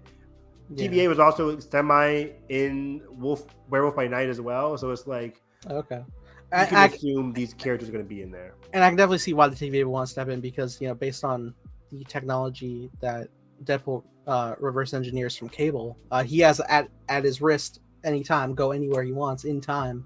Which isn't great. Right. Yeah. And apparently my friend on Twitter said there's a lot of great comic issues with Mobius interacting with Deadpool. I haven't read those issues, but apparently there's a lot of comic book history between Mobius and Deadpool. And now we have Owen Wilson and Ryan Reynolds. Come on. That is interesting. It's going to be hilarious. So, yeah. Yeah. And I think, it's very much multiverse-esque in a sense, because and I know like he deals in fourth wall breaks, but the fact that like in one of the timelines he kills Ryan Reynolds himself before taking Green Lantern, it's like that's a universe, or it's our universe. They set it up at the end, and you can tell Kevin's like, let's just continue what you did at the end of Deadpool 2. Let's just have you doing the multiverse stuff. It actually fits a lot. You come across a Logan. It could be it could be the same. I assume it's going to be a different Logan, whatever. They fight, and then they're mates. And then they do these road trip craziness. Yeah. In fairness, they're like experiencing all the X-Men films from 2000 to present. They've all been a little loose. So yeah. It's fine. I mean, the fact that like they're barely aging through the 60s to the 90s, the young cast, it's like, you could effectively just view it as like, we lived through similar events. We're almost the same character.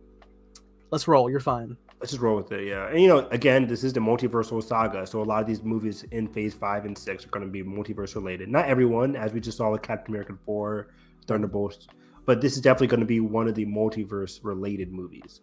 Does that mean Kang's going to show up? I don't know, probably not, but you never know. So we'll see. And then, some other short stuff. Have you seen Ghostbusters Afterlife yet? No, but I know. You know about it, yeah. Kumail Nanjiani and Patton Oswalt are now confirmed to be in Ghostbusters Afterlife sequel. Oh shit. The movie was slated to be released this December, but I don't think that's happening anymore. Is it still Reitman? I think so. Let me check real quick. But yeah, as I looked this up, Ghostbuster Afterlife sequel. This one starred McKenna Grace. It had Ant-Man himself, Paul Rudd, Carrie Coon, Finn Wolfhard from Stranger Things. Those are all the main characters.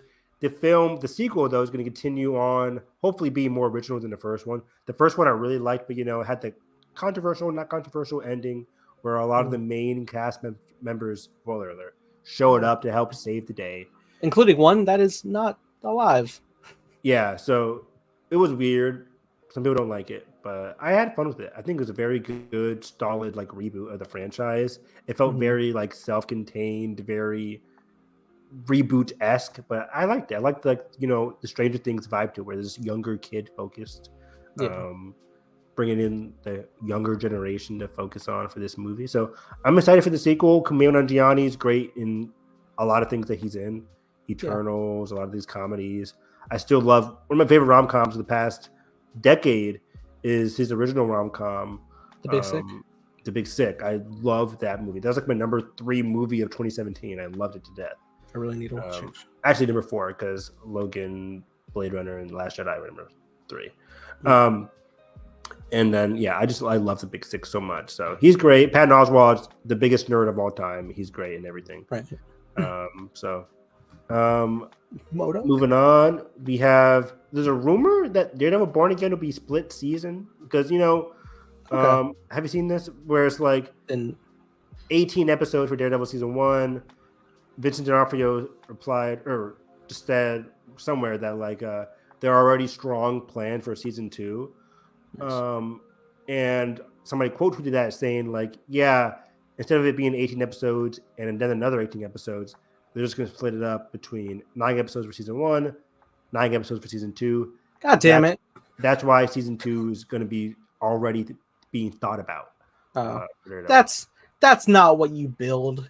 I agree. So it's a rumor. I hope it's not true because, again, it's not what you build. But I wouldn't be surprised because 9 episodes goes in line with what they did for, like, She-Hulk or I don't know how much was Miss Marvel. I think Miss Marvel was like 6 or 7.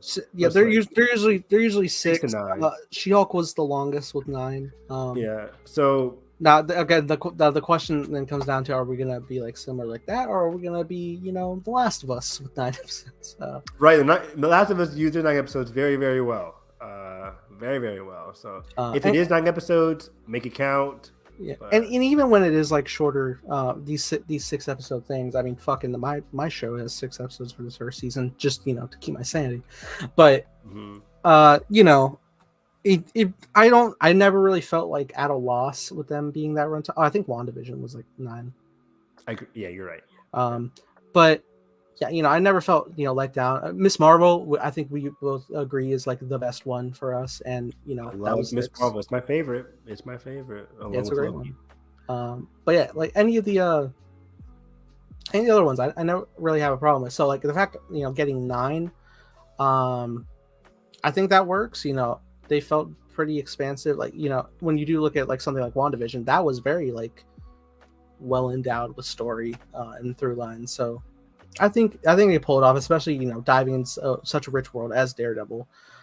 It is a bummer that I thought we were gonna like sit here like with the full storyline for 18 episodes to like really enrich where we're going and like really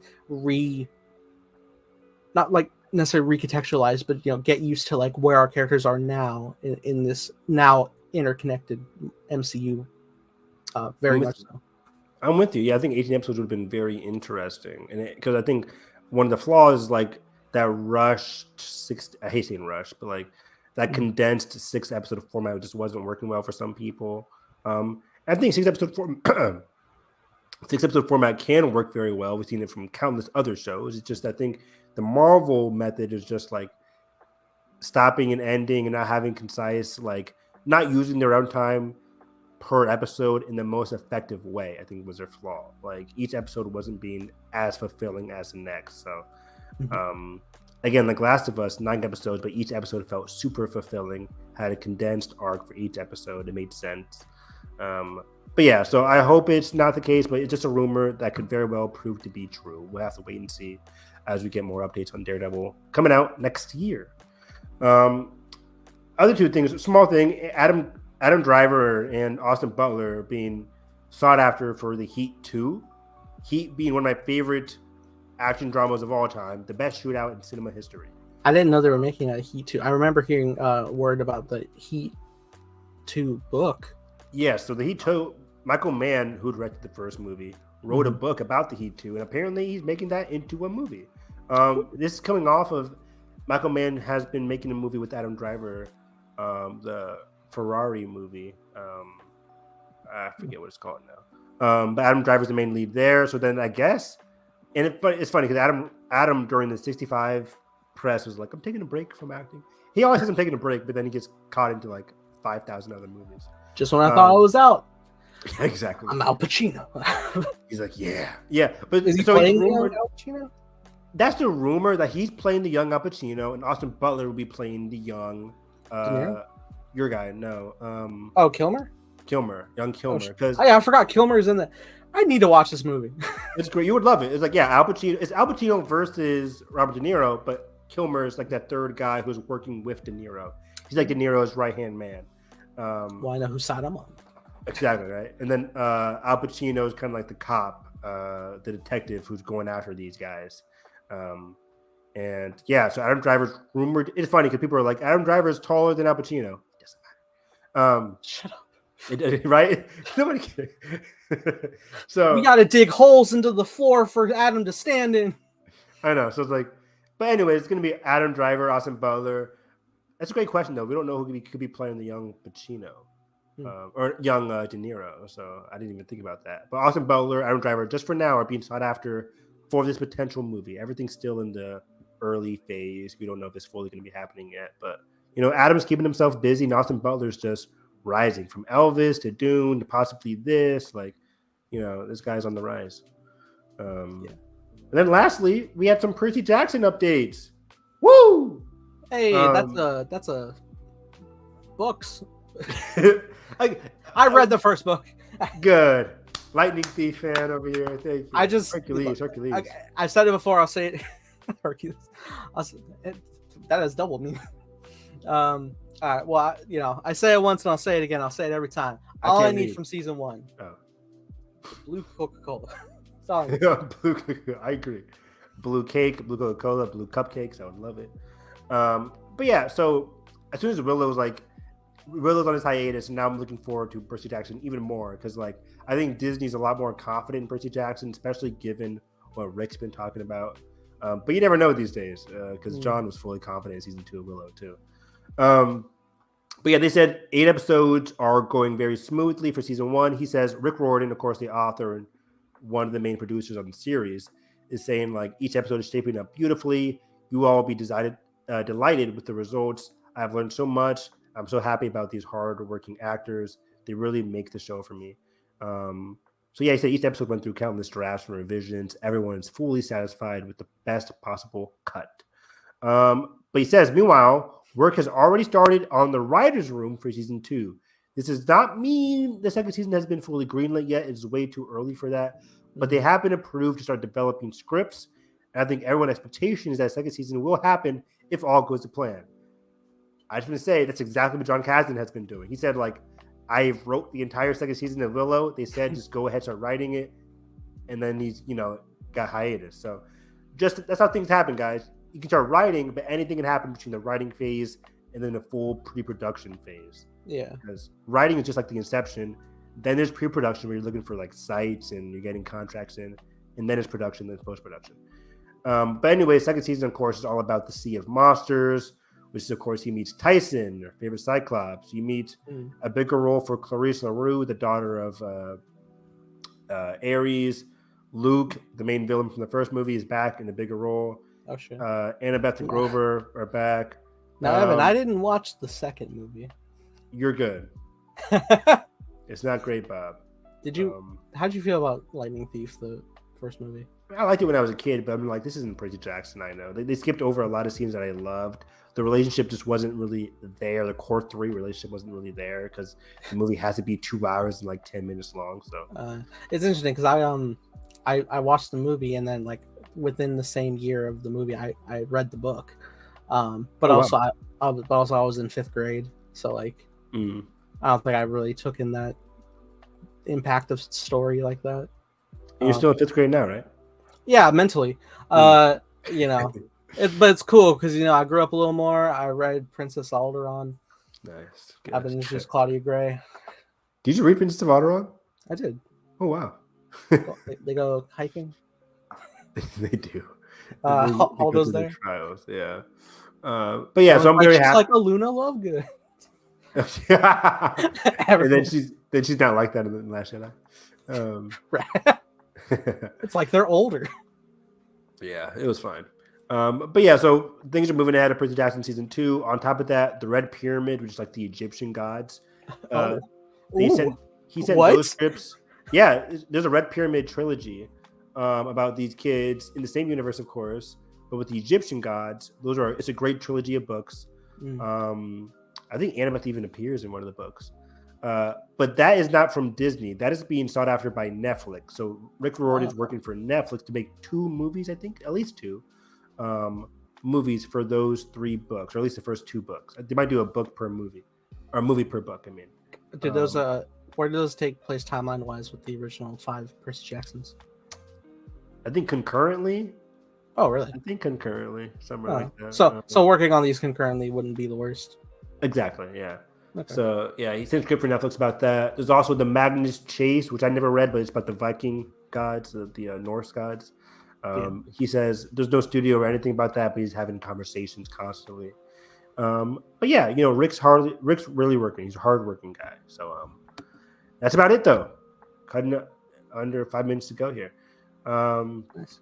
That's about it. A lot of great stuff. I love John Wick. I love Kane. Kane Wick 4. It was great. Kane Wick 4. What's his full name? Just Kane. I mean, yeah, if you just made like a Kane movie, just Kane. Kane in general is a great name, and I've had a lot of great books and TV shows where whenever there's a Kane introduced, they're always a great character. Oh yeah, I love Kane. Wait till you meet his brother Abel. There's a Final Fantasy IV character called Kane who has like a great evil good redemption arc. I love that. I'm a big fan of the keeping it biblical. I'm a big fan of when they introduced the character of Kane on Lucifer. That was played by his name's Tom Welling, who Smallville Superman. Tom Welling, yes. Okay. Yeah. Awesome. Great character. You know. Is he bad? Of course. You watch the show. Depends. You know, there's a lot of twists and turns with character. I don't want to ruin it. Lucifer is great. I still gotta watch the last 2 seasons. It was great. I fell off. What happened was I was like, all right, yeah, I'm gonna watch 4, I watched 4. I was like, I'm gonna watch 5, and then, you know, just time passed, and then out of nowhere 6 was already coming. I was like, fuck, and then, you know, I was moving. You get too far behind. Tragic. Yeah, I want to just restart it. It's great. I mean, hell, I adore the finale of season 4, and it was a big influence on one of my Time Blazer seasons, especially the song used. It was very good. I said too much. Anyway, yeah. So another good episode in the books. Only 5 away from something. Yeah. Well. Yeah. Find me on Twitter at HarrisEV9. Succession last night was fantastic. HBO is now once again dominating my Sunday nights, just like they did for the last 2 months with The Last of Us. So I'm watching Succession. I still need to watch Yellow Jackets season 2. I finally started Ted Lasso last week. Ted Lasso season 3 at least. And the first episode was great. I can't wait. This is unfortunately might be the last season for Ted Lasso. That's sad too, just like Succession. Spring anime season starts this Friday. Winter season just ended. Spring's right around the corner. There's tons of anime around the corner. So I'll be tweeting about anime, movies, TV. Follow me at HarrisEV9 for all of it. Yeah. I've been pondering jumping back into Succession. Just it's great. All these clips just floating around. And just like, yeah, I know I'm digging. And I was pretty entertained about like how things are rolling. I know there's just more juicier stuff lying ahead because I got like halfway into season 1. Boy, I'm just like I'm such a fucking idiot. Just like always halfway through something. I'm the Jimmy Neutron villain that can't finish anything. You definitely are. You and Carson are both like you can't finish anything. I guarantee I'm worse. But anyway, if you want to see me actually finish something, please follow me at _TimeBlazer, making a show called Time Blazer with creative consultant Evan Harris. Look at him, so professional. So I'm on the ball. Enriched on the ball, yeah. You're working on your title sequence, right? Recently. The what now? Title sequence. You're working on that recently.